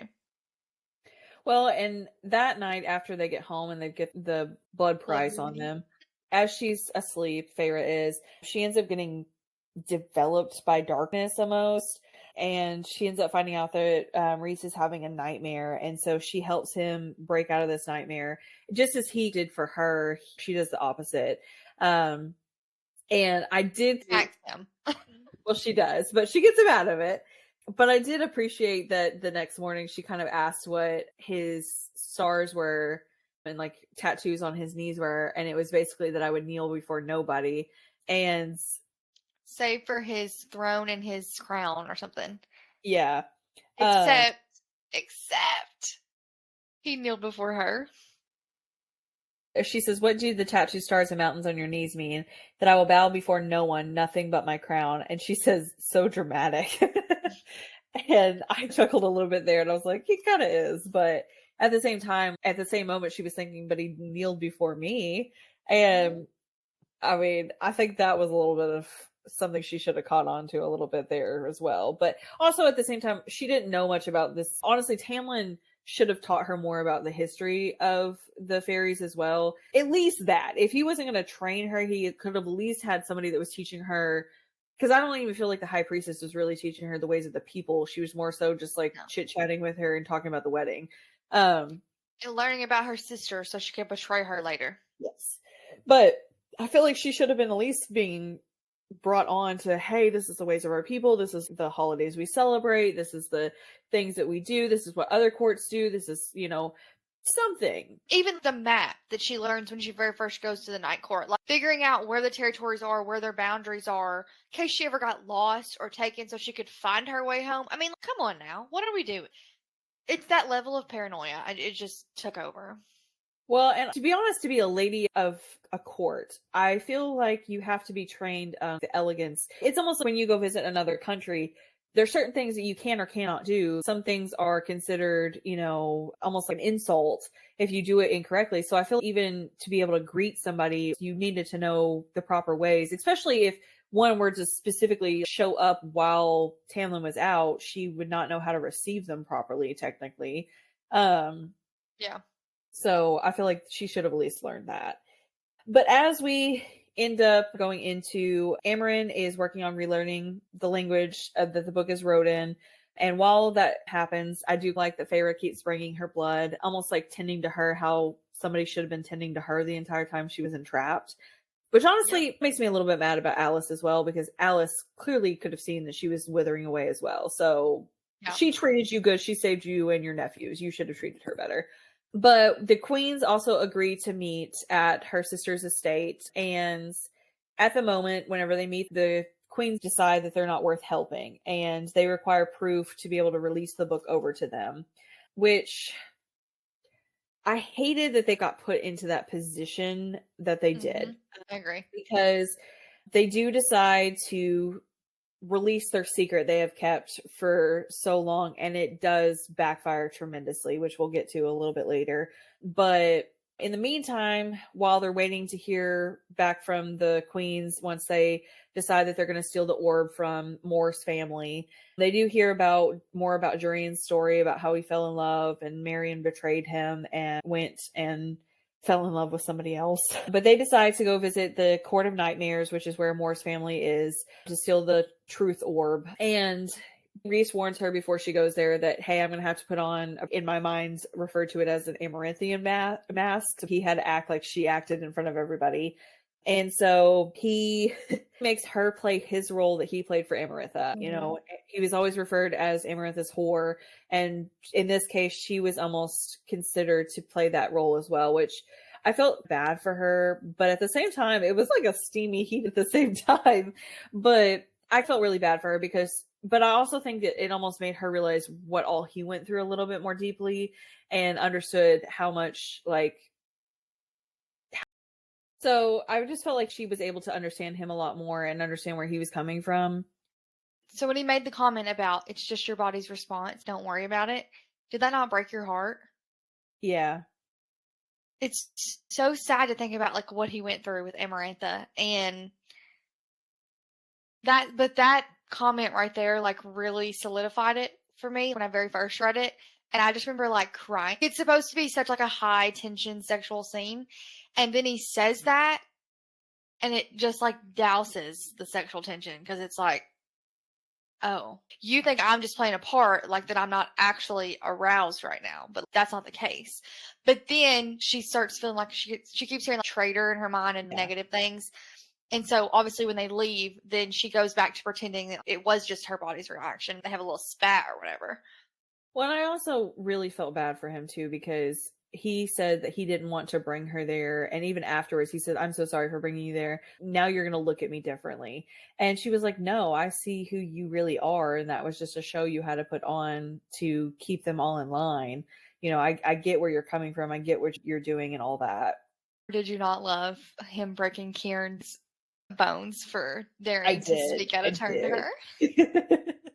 I did a lot. And then he basically said, don't go to a healer. You have to live in pain for the next however long for your bones to heal. Their spat kind of hurt me a little bit, especially her words that she used to him, because she admits it. He gave her these secrets and she spat them back in his face, which he ends up saying, I stayed away because they were true. And, you know, I was just basically not ready to admit that. Well, from there, so they stay apart for a couple days until it's Starfall. I did really appreciate, though, whenever she dropped by to see Amarin, and Feyre starts by saying, he's lucky to have you all. And Amarin says, no, we are lucky to have him, Feyre. I've known many high lords, cruel ones, cunning ones, weak ones, powerful ones, and never one that dreamed, not as he does. And she asks, dreams of what? And Amarin says, of peace, of freedom, of a world united, a world thriving, of something better for all of us. And she says, he thinks he'll be remembered as the villain in this story. And Feyre also says, but I forgot to tell him that the villain is usually the person who locks the maiden up and throws away the key. He was the one who let me out. And I just loved that so much, because Yes, he didn't do it because she was his mate. He just did it because he knew that she needed to be let go and be set free. because it was the right thing to do. Yes.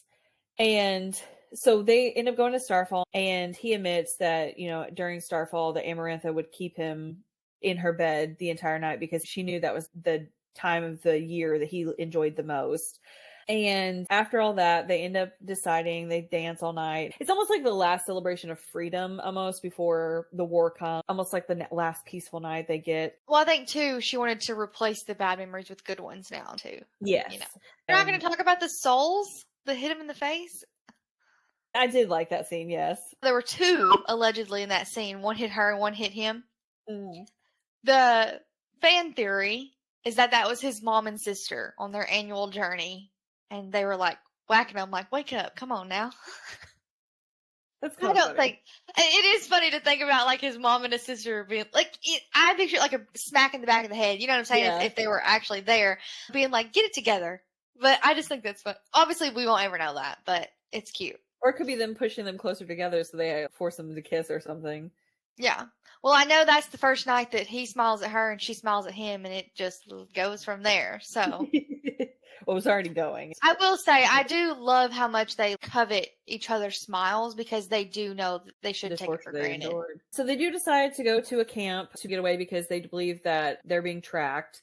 And so they end up going to the camp, and Rhys explains that Tamlin's father killed Ryle's mom and sister and took her... Who?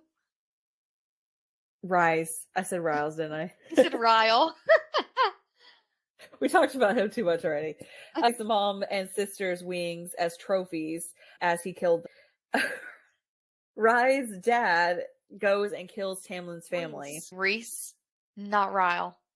You keep saying Rye. Rhys. Rhys's dad kills Tamlin's family, and Tamlin, as he's going to kill Tamlin, Rhys stops him, and Tamlin ends up killing Rhys's dad in the process. And so as she's doing this, they're training, and Feyre lights the entire forest on fire and also then lets it out, which also at the same time, it was a weird moment because then afterwards she's like, I would like to paint you. I just lit this whole forest on fire, but let me paint you. But honestly, if he was as beautiful as he was described, I would want to paint him too, even though I can't paint. But, you know. What was it? Paint me like one of your French models or whatever that saying is. French girls, yeah. That's what it is. French girls. But a little inn, which turns hot and heavy. But before that, they're trying to get to a better place where she's not going to light the whole place on fire. And they end up finding Lucien. And she tells Lucien, hey, I don't want to go. I sent the letter. And basically at this point, got even more ticked off at Lucien because he's trying to grab her and force her to come. And she's just like, no, I don't want to go. I want nothing to do with him anymore. And she tells him, you know, how Tamlin made her feel, how less than he made her feel. never look for me again. She'll kill them if they do. And she ends up shape-shifting with dark wings and makes herself look like a member of the Night Court, which I did afterwards really enjoy his Rhys's comments where he said, "You look really good with wings," but it was really cute. But I did. Did you also love where she says, "What would you have done if I'd gone with him?" And then, "What would you have done if he grabbed me?" Yeah. He's like, "I would have let you go if that's what you wanted. But if it wasn't, I would have tore this world apart." I was like, I also really enjoyed her line she says to Lucian. She says, "Tell Tamlin if he sends anyone else into these lands, I will hunt each and every one of you down, and I will demonstrate exactly what the darkness taught me." mm-hmm. And I know, like, in Lucian's mind, he's probably thinking the darkness that, Rhys has brought onto her. But instead, what she's talking about is the under the ground, under the hole that you guys left me to fend for myself. I'll show you what I've become because of all that. But I did like the one bed situation in the inn as well. I love a good one bed trope. Do you love a good one bed trope? And so as they're there, of course, they get a little something. I will say it hurt his feelings though when she said she just wanted a distraction. Yes. But at the same time, I think she was deep down feeling something. She just didn't know how he truly felt. I think she thought the entire time he was just like a flirty little like minx of some sort. And so like a player. And so she just thought he never got attached to anything or anybody. So I think she was just like, hey, I just want to sort of act on these feelings that I'm having in some kind of way. So this is the best way I know how to do so. Well, and I think the spat after the Court of Nightmares, I think, is really the core of that. I think she felt rejected. She didn't realize what he was saying wasn't to reject her. It was for her benefit. Yeah. But she felt rejected, and so she lashed out. And then that's why she played it safe by just saying, distraction, when in reality she knew she wanted more. She just didn't know that he was comfortable with wanting more. Because she says it multiple times, too, that she's not sure that he even wants the touch of a woman, that he wants to be touched at all after what happened with Amarantha and things like that. So there was a slight miscommunication trope in there, too, but it didn't last long enough to really bother me. It sort of rose the tension enough, and then we finally hit that breaking the tension, so I was good. But wasn't as bad as Xaden and Violet.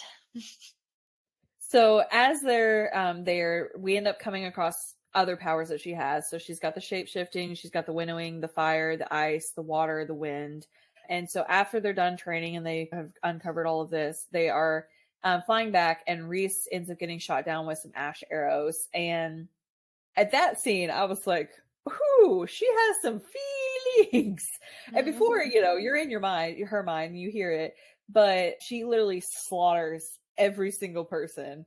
I love that it was her doing that, not her getting injured and him doing that. I love that it was he got injured and she did that. I would have loved it if it was him too, but at the same time, I was just like, if him, I would be like, oh, that's so sweet. And with her, I was like, yes, girl power, go after yes.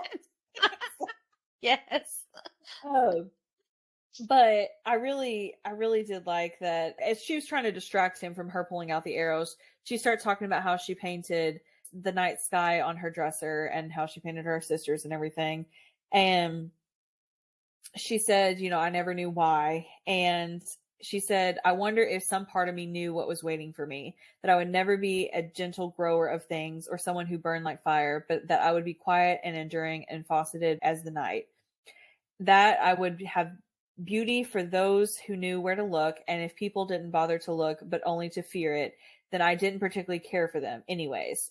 I wonder if, and even in my despair and hopelessness, I was never truly alone. I wonder if I was looking for this place, looking for you all. And then he says, you saved me.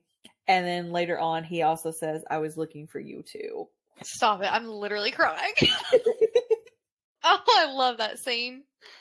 At that point, it was so sweet. And then, so she decides to trap another surreal. I kind of imagine him as like a Grim Reaper. That's what I imagine him as. Yeah, that's the vibe. And so he tells Feyre that Rhys is her mate, and which it all starts clicking together for her, and like the dots start connecting. And then I also find it interesting, which I don't know if it's going to play again later on, but her blood ends up being like a cure for the poison, which I kind of found weird because it felt a little like Vampire Diaries a little bit there. And so I Well, did. it's in her blood because she got the Colonel from the Dawn Court. Yeah. They're healers, so.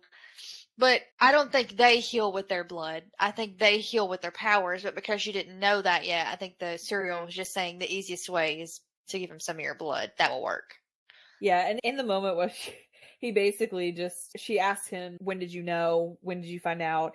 And he says that, the minute she passed is really whenever it, started really forming, bonded. And then whenever they were on the balcony before he left her for, the 3 months before he came and got her, that's when it snapped into place. She becomes extremely angry with him. And while he's still healing, she's like, take me home, take me, go.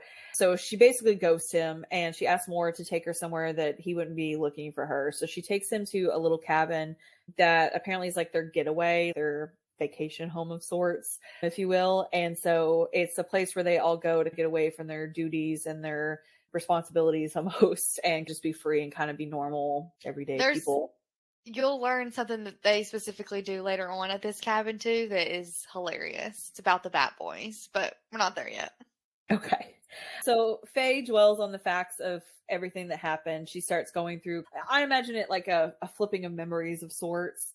And she decides she's going to start painting. She ends up coming across some paint, and she starts painting the cottage to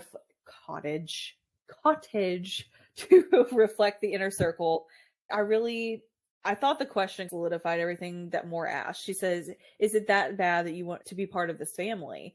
And Faye responds, it's not. And I think at that moment, she, after that, really just discovered what she thought her future was, which I found funny that she was waiting then for Moore to show back up and be like, I want to go home. Give me a go home. And when she thinks that she's finally there to rescue her, it's Rhys that's there. Rhys finds her. And as she says, come in, start explaining it all to me, let me know, I'm going to make you food. And he describes that is the thing that mates do when they accept the bond. So she says, hey, I'll make this food while you talk, and then I may give you this food or may not by the end of it. And so he starts talking about everything that happened from literally the time he got captured with Amarantha all the way into the point that he knew that he was in love with her.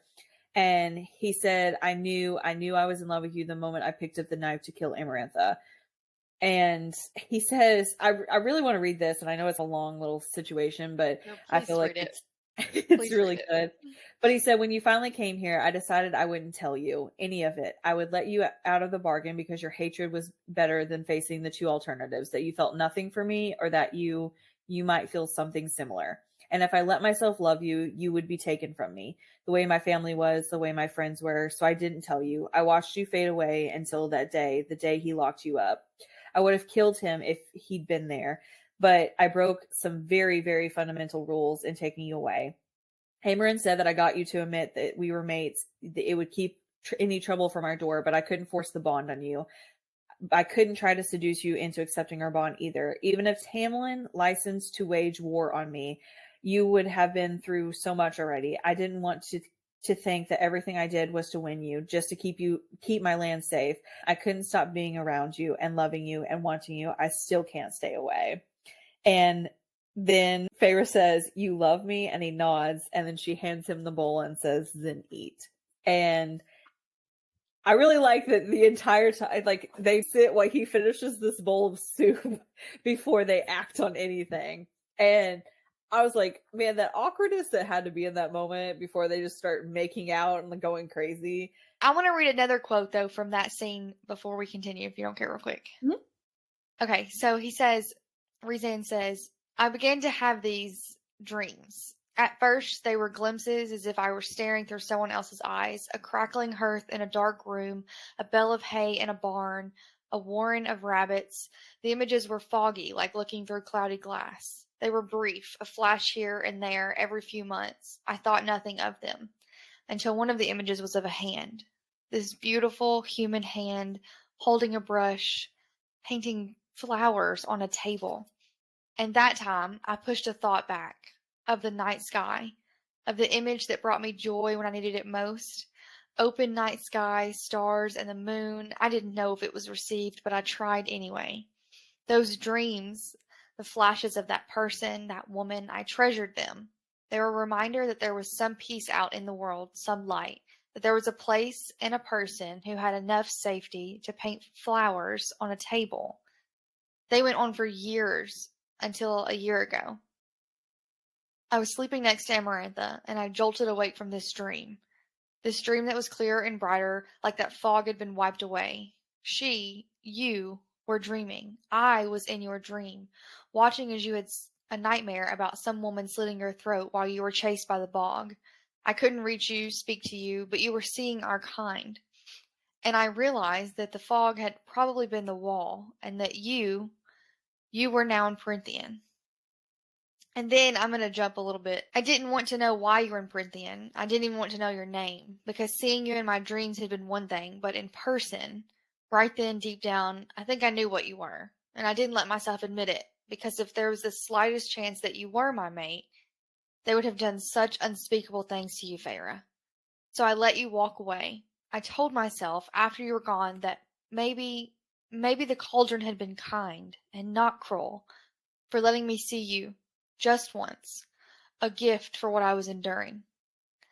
That broke my heart, that the thought that the cauldron, like both sides, I guess, honestly, the thought that the cauldron would let you meet your mate knowing that you'll never be able to have her is heartbreaking, but also the thought that the cauldron would let you have her in order to give you hope to keep going. I don't know which one's more heartbreaking. That makes me so sad for Rhysand. And I think, like, it was really cool in this right here, just in his speech even, to be able to track it back, all of the moments of how they were already connected before they even knew each other existed. Yeah.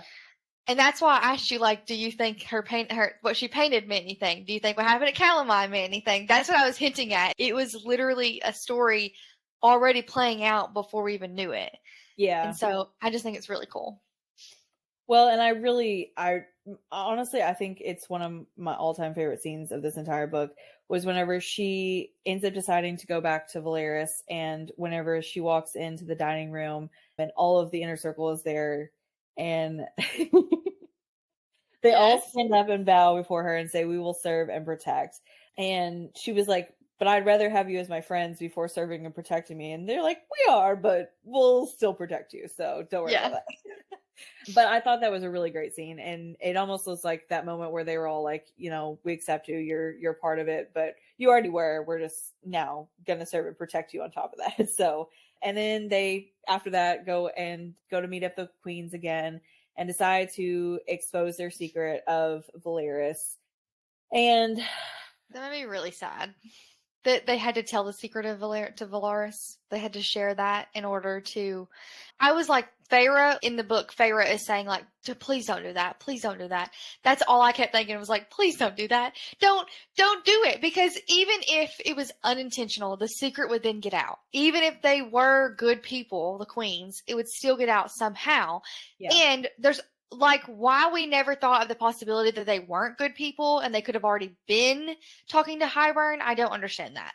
But, like, how else would they have kept Azriel out of their, you know what I'm saying? Like, it feels like we were hopeful rather than strategic sometimes. And so, well, my thing is with telling the queens, so everybody that had been told to this point, including Feyre, had something to protect. They, like, selfishly, they had something to protect. These queens had nothing selfishly to protect. So it was almost like a secret that they could have sold off at any time and it not be a big thing. And so I feel like it was naive on their part. And especially just a poor move because, I mean, 5,000 years you've kept this place a secret and then you make one mistake telling the wrong person that you knew you should not tell. I think they were overconfident in the fact that the Morgan was close to the previous queens 500 years ago during the war. I think they were overconfident in that and relied too much on the assumption that those queens would have talked about her and passed along the trust for her through generations, especially 500 years. I mean, that's at least 5 generations, probably more, 6 or 7. So it's hard for me to understand why we thought that was a good idea, I guess. We were so, like, again, hopeful. This is all we've got, so we'll just give it a shot. Instead of, should we have done that? Kind of. Well, and let me ask, let me ask you this. Do you think that that one queen would have left the book whether or not they showed her the secrets or not?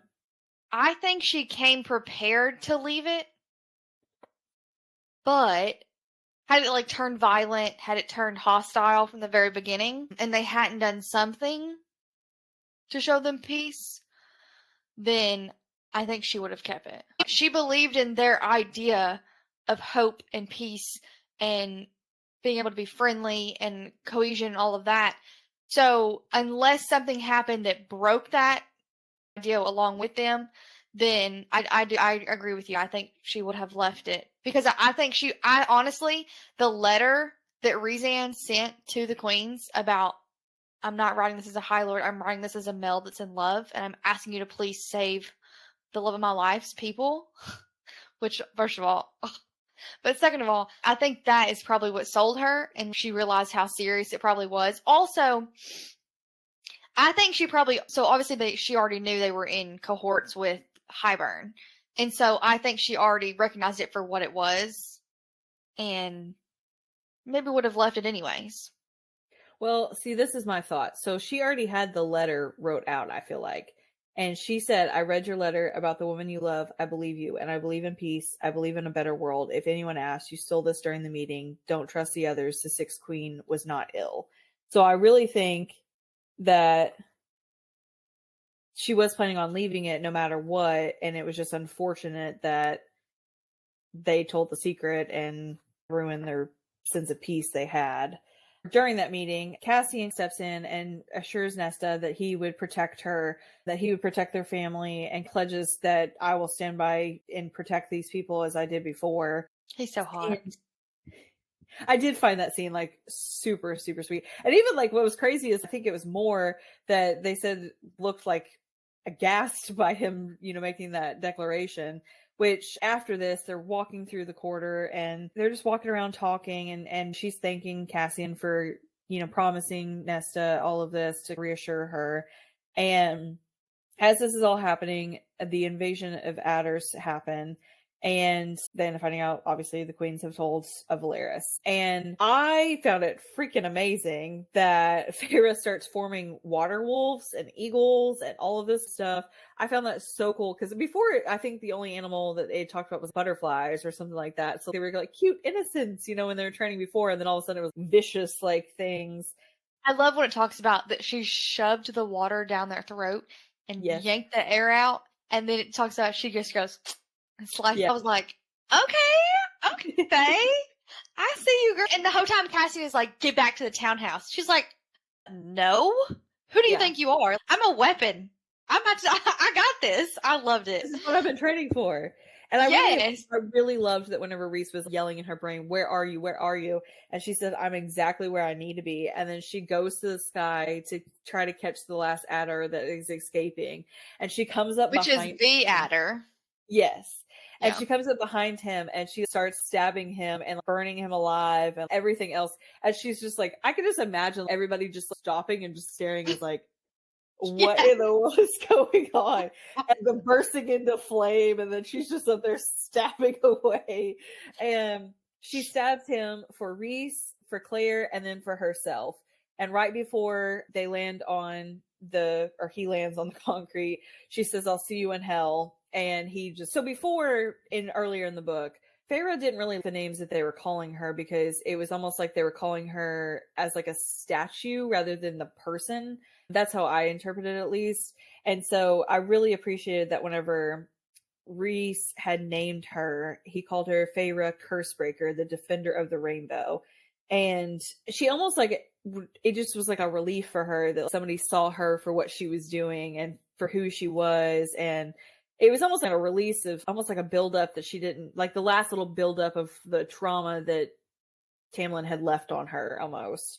Well, I was going to say, because had this happened with Tamlin, he would have reprimanded her for not going back to the townhouse. And Rhys says, I would prefer you safe and out of the fight, but I'm not ever going to reprimand you for fighting and defending my people. That makes me love you even more. So I think that was... Our people. Yes. So I think that was a test of like really showing that he was different from Tamlin, really confirming that for her, reassurance. And I think it was a relief. It just lifted a burden from her that he would never expect her to sit on the sidelines. Well, and I mean, she's too powerful to sit on the sidelines, although honestly, practically, put her in, coach. She does not need to be on the sidelines. Well, I also feel like the way that Tamlin rewarded her in the names was almost like a trophy, naming the trophy, instead of Rhys was more so, you've won the trophy, you are the trophy, but it wasn't in a way that was like possessive. Well, I don't think Tamlin called her Cursebreaker. That was his people that gave that. No, but like he's the one that didn't try to keep her from being the trophy. I've seen a bunch of these TikToks. The woman like dresses up every day and sits on the shelf for her husband, and that's almost how I feel like I imagine Tamlin's basically expecting her to do so. Like pretty to look at, but that's about it. Yeah, and then so Rhys, however, is like, come join me, come see my world, come see my people, come and enjoy everything. And I think by naming like you said, these are our people. Yes. Very clearly, Tamlin said over and over and over, his people, his people, his people. Rhys says, our people, our people, our people. Yeah. I love it. He's always correcting her too. So I found it interesting to discover that Amaranth was able to unleash illusions and nightmares, and she made people think that they were drowning on themselves, and they had like false realities, and they literally like got scared to death at some points. So it was good. It was finally good to see what her secret powers were, because up to this point we hadn't discovered what they were. Well, and that's only a touch of them. Yes. Because she's contained. But I did find it really, I don't know what the right word I'm looking for is, but sweet almost, that she agrees to stay behind and defend while they go to Hybern and retaliate, because technically they aren't her people. I mean, she's been adopted to this land, but even then she doesn't really seem to fit in. She just seems to be there. She doesn't seem to really want to go out and about and party like the rest of them and stuff like that. So don't you love it though that she's like, I'm probably the only one that has a chance of holding this place until help gets here, so you don't really have a choice but to leave me behind. I love that. Like, I love powerful women. I love when there's more powerful women in the story than just the main character also. I love when we have side characters that are powerful women, that we get their story too. I love that. So getting her she's almost cocky. She's so overconfident in herself. And this is really the first time we do get to see her power. But the fact that, like, her name invokes fear and of all kinds of people. So I just love it that she's this giant nightmare, but she's also this little cuddly teddy bear. Like, you just give her some blood, stick her in a corner, and she'll be fine. You know what I mean? It's just weird. I don't know. I love her. Well, and as they're talking about going to Hybern, I do want to read this part where they're discussing what they're going to do, and they say, hey, we're going to take Farah inside, and Rhys, you have to stay outside. And he says, if you want to go, then go, Farah. And she just, all of a sudden, it just dawns on her, and she says, if I hadn't already been in love with him, I might have loved him for that, for not insisting I stay, even if it drove his instincts mad, for not locking me away in the aftermath of what had happened yesterday. And I realized how badly I've been, if my standard had become so low. If the freedom I'd been granted felt a privilege and not an inherent right. And he says, you might be my mate, but you remain your own person. You decide your fate, your choices, not me. You chose yesterday. You choose every day forever. On her thoughts. And maybe he only understood because he too had been helpless and without choices, had been forced to do such horrible things and locked up. And she says, together we fight. I love it. I love, though, how at first he's like, you would dare suggest that my mate goes in there without me? Yeah. And they're like, no, Rhysand, think logically. It's the best plan. And he's like, I don't really like this. But then he's like, if you think that's what's best, Farah, then I'll do what you want. But he's also like, come on now. Come on. Why are you suggesting that? So I'm going to be honest. I did find them a little dumb when they didn't think that this was not a trap.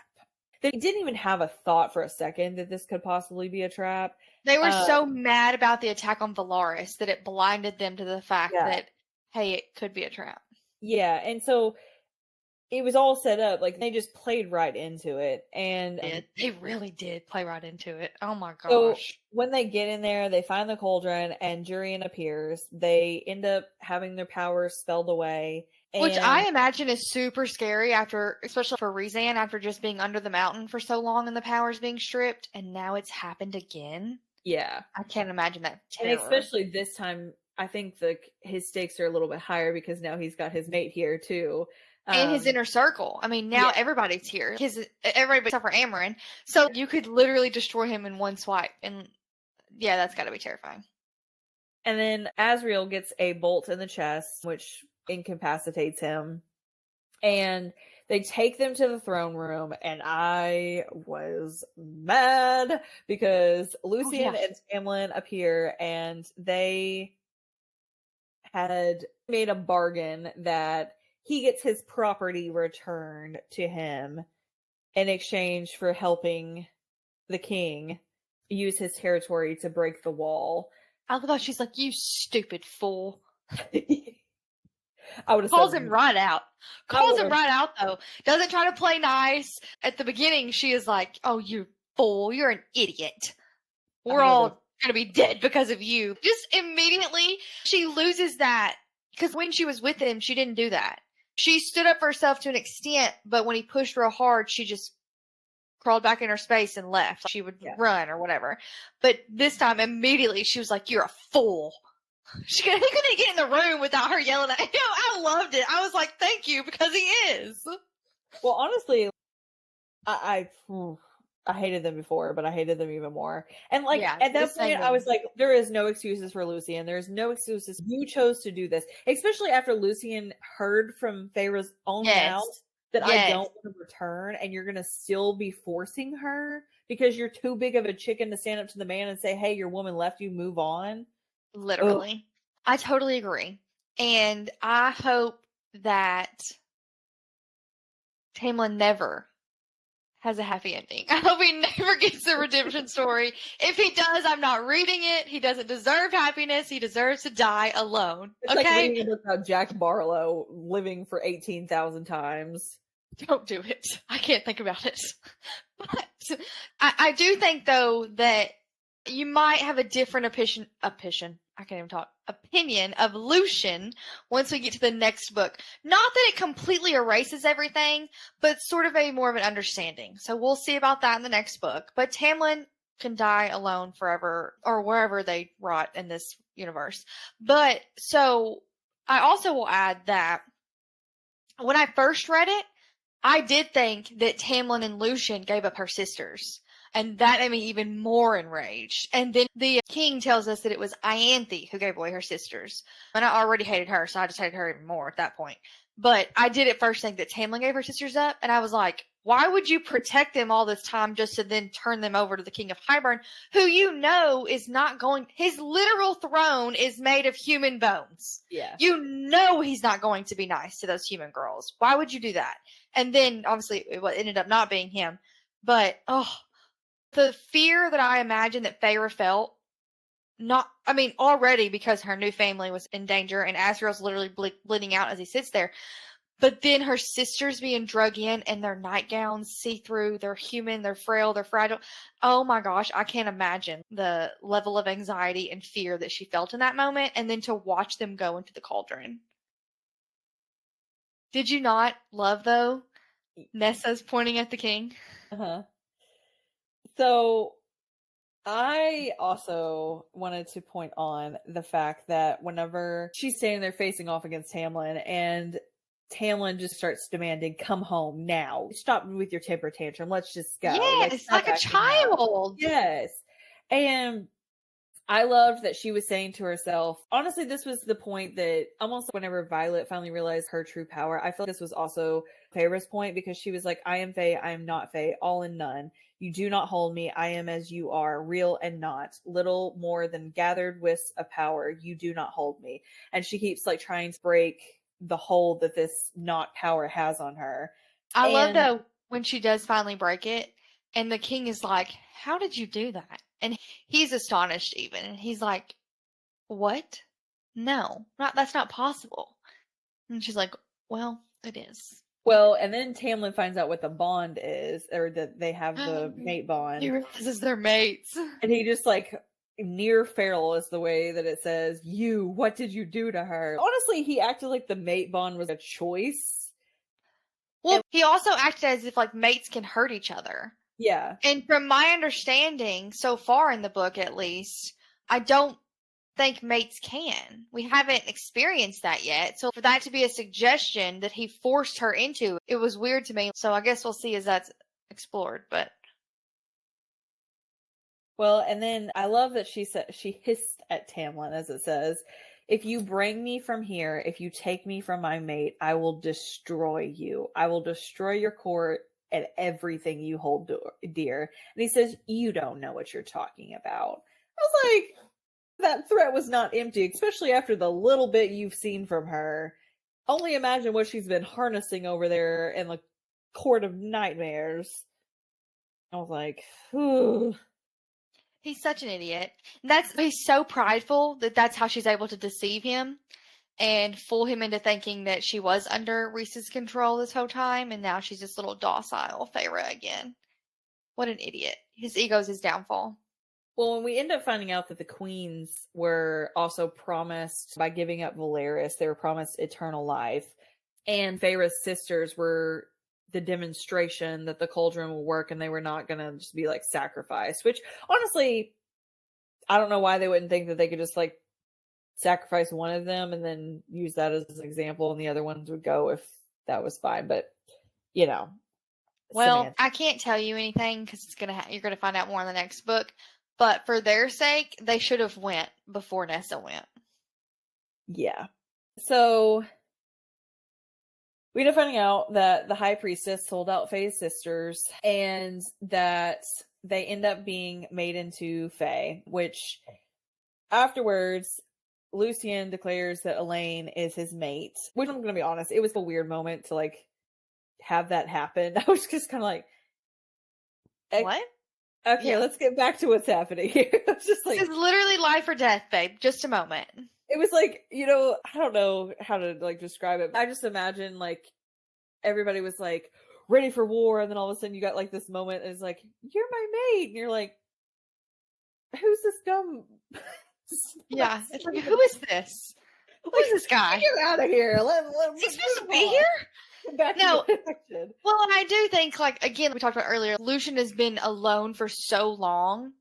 And so I think the idea of finding his mate was both, like, fearsome, but also desired. Because he did love Jacinda, I think's her name. Jess is what I'll call her. He did love Jess, but they weren't actual mates. Mm-hmm. And so I think he's probably always held out, like, that hope that he would find her one day, and that would be his person, and he would always have her at least. You know what I mean? Because he has been so alone and just discarded and, you know, hated his whole life. So I did feel bad for him, but I also did not feel like that was an appropriate moment to be like, you're my mate. You creeper? That's what I would have said. And Nessa does this. Don't touch her. She's nothing to you. Like, and Nessa has the appropriate response, in my opinion, in this scenario. Because it was weird. Well, and then Feyre basically sees that there's no way out. Yeah. So she lets out a bursting light, which we end up finding out that she was able to break through a lot of like the curses and the spells and things that have been cast. And she plays a game that after she does that Rhys has put her under a spell of some sort, and she starts running to Tamlin and just like, save me. And she goes to ask the king to break their bond, which we end up finding out it's not the bond that's broken, it's their bargain. Thank God, because when I first read it, I was like, there's no way. And then, especially whenever he kept saying no, I was like, oh, it can be broken. I was like, oh, no. Doesn't that break your heart, though, that Rhysand was, like, not able to stay in character? Yes. Like, the fear, the literal, actual, real fear that he experienced when the king said he could break the mate bond. And he was like, no. Yeah. And she was, get into character. And he's like, no. The real fear. Oh, my gosh. And so she ends up leaving with Tamlin and Lucien, and then Moore ends up coming and grabbing her sisters and taking them with them. and they're all able to escape. And Lucian starts going crazy because his mate gets taken. And Feyre threatens the king, Jurian, the queens, and the high priestess that they will all burn, and she would make sure that they all burn. Don't you love that Moore caught on to what they were doing too, and caught on to when Feyre was trying to say the wards are down? Hello. And I kind of wonder if her and Moore had a side conversation a little bit. I know it doesn't say anything about it, but I kind of wonder if like maybe a side. You always add something that didn't happen to the story. No, but I mean, just because it's not mentioned doesn't mean it wouldn't say. Because if I was going into this and knowing that it could possibly end badly, and I know that Rhys would probably not respond well to what I was planning, I would have at least somebody in on it.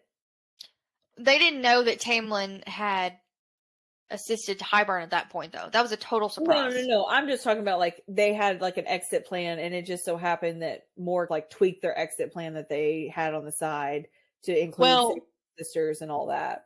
Moore and Rhysand had an exit plan for Feyre, for sure. Yeah. She had orders, and Feyre references that Moore has orders that I don't know what they are. And then later on says, well, I'm guessing that's why she's here or something like that, talking about getting her out. Yeah. But, which I thought was super cute. He has contingency plans that if everything goes to hell, the one thing you're going to do is get my maid out first. Not the High Lord, but the High Lady. Love it. I mean, that moment that they both like felt the bargain break, it still was as much pain, I feel like, as what the mate bond break would have been. And they both were like, I don't know as much pain, but I think it was painful, very painful. Because he does, really, I think Rhys falls to his knees, grips his chest. Yeah. But whenever they get back and Amren is there and she starts questioning what happens, where's Feyre? And they stated what all happened to her. And Amren's like, go get her. We have to go now. And I felt like he was a little calm and like everybody's looking at him like, what the crap? And Amren was pure panic. She was like, go get her. She is your mate. Go get her now. She was like, I've got to go get her. I love that they both, her and Rhys, had a secret plan on the side. And so they end up explaining that she's a High Lady of the Night Court, which is like the first of its kind. We love that Rhysand is a feminist. I just want to add that. Well, and they're all like, what? And he says, that they had found a priestess in the middle of the night and swore her in as the High Lady. And so, not wife, not consort. And I really loved that they were sitting there and they, instead of being like, what? They're like, you mean that you left her, our High Lady, with, it wasn't even like a response of like, that's not ever been done in history. It was just instantly like, okay, well, you just left her. They're like, that's worse. Yes. And he was like, yes, she's the High Lady and she's my spy. I was like, yes. That also is something that Tamlin never would have even thought about letting her do. So I think that also was something else empowering her to really, fall into that role and become part of that inner circle and contribute to the, protection of the Night Court and everything else too. So that was cool to see as well. Well, and then in the final chapter, we get Feyre's view again as she returns again to the Spring Court. And as they're walking in, she's really trying to act out her best part. And Lucian's seeing through this mask a little bit, but she's, really playing in and going a little overboard. I feel like I think she gets better, at least at the beginning of this third book. But in this one, I felt like, okay, we can chill her out a little bit to make it a little obvious. But I think at that point, Tamlin was just so happy to have her back. I don't think he could even remember what she was really like, because honestly, in the months that she was trapped under his possession, he really didn't have her. So, but she asked for her to be involved and not shut out or anything like that. And he caves, but I think it was more so she never left him again kind of thing. Mm-hmm. He was like, oh, I'll just pacify you. But I do feel like he kept still some bits and pieces based off of what I've read so far from her. But oh yeah, absolutely. He did not, full disclosure. Yeah. And so I do really like that she says, I'm home forever. And he's like, or I'm home now. And he says, forever. And she was like, yeah, forever. But she says, so our game began. And I love the last line of the book. And it says, and so Tamlin unwittingly led the High Lady of the Night Court into the heart of his territory. And I just love that ending. Yes. Honestly, So I came home on my lunch break and I was like, I have to know when she burns his whole castle to the ground. I need to know.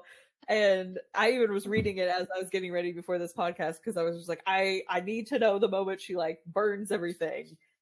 she's a genius.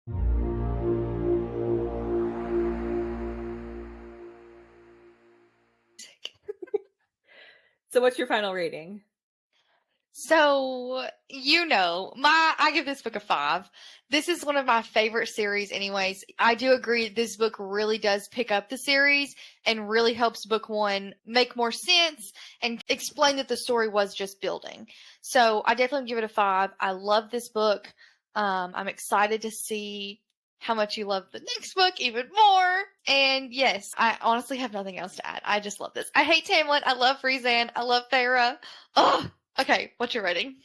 Mine was a 4.9 on this one. I did think there was some spots that was a little unnecessary and could have been changed or cut out, things like that. I felt like a lot of the leading up to Feyre admitting that she was in love with Rhysand and the mate bond and all that, I think was very drawn on, very elongated when it could have been cut down a lot. I think What a strange word to use, elongated. but that was just my only complaint really was just some unnecessary, and really it wasn't even that much unnecessary I was stuff. to say, we got that adorable banter. Yeah, flirting. I think more so the first book had a lot more unnecessary stuff than this one did for sure. But I did really like this one a lot better than the first one. It is still not as good as Fourth Wing, but I did We like don't have to it. compare them. They can both be lovely. No, I'm just in my rankings of my top books. That is my comparison. I'm comparing it there. But I did like a lot of it. Again, I hate Tamlin and Lucian currently. And as far as Rhys, I really appreciated how much he cared and loved and just it honestly they always say that if you love somebody you're willing to let them go, and I think that that was really what Rhys lived by, that he was willing to accept that if she wasn't wanting to be there, he was going to live with it one way or another.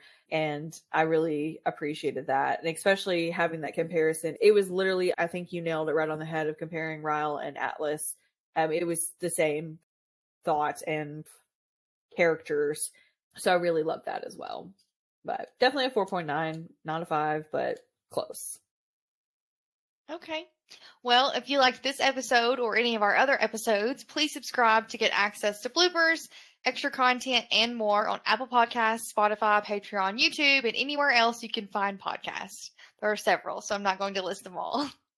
And we do also want to drop a little surprise that we are going to be dropping some bonus episodes soon of some arcs that we have been introduced into and allowed to read by the wonderful authors and publishing companies. So we're excited to start relaying some more bonus episodes and things like that. We've, I think, got the hang of this down a little bit. Some of you may disagree. So, we're going to add some of those in there as well. So you can also send us some book suggestions, comments, or general inquiries to our email, like we read them at karlandempodcast.com. You can also check us out on Facebook, Instagram, and TikTok, and we can't wait to hear your guys' thoughts. I'd love to hear your guys' series because I have not read this series before. Honestly, I think I may have given some theories that Carly has not even heard or thought of before, just based off of some of her reactions. So I'd love to hear what your guys' thoughts were as you read it, or what your guys' thoughts are going forward. Carly may be interested in them too. I don't know. Yes, please share. She's very opinionated about this series, so she may not be. She may hate on your guys' theories as much as she does some of mine. Well, and speaking of TikTok and arcs, be on the lookout for some of the arcs that will do reviews just on TikTok. Not necessarily bonus episodes, but TikTok reviews. Yes. Some before they even come out, some after they come out. It just depends. But so we appreciate you tuning in and lasting this long with us, because this is a long episode. Next week, we will be discussing A Court of Wings and Ruin by Sarah J. Maas, obviously, because that's the next book in the series. I'm going to read the little description of it just so you have a little intro to it. So, a world on the brink of war. Feyre has returned to the Spring Court, determined to gather information on Tamlin's actions and learn what she can about the invading king threatening to bring her land to its knees. But to do so, she must play a deadly game of deceit. One slip could bring doom not only for Feyre, but for everything, and everyone, she holds dear. As war bears down upon them all, Feyre endeavors to take her place as one of the high fae of the land, balancing her struggle to master her powers, both magical and political, and her love for her court and family. Amidst these struggles, Feyre and Rhysand must decide whom to trust among the cunning and lethal High Lords and hunt for allies in unexpected places. But, ooh, yeah. So, as always, we promise to call them like we read them.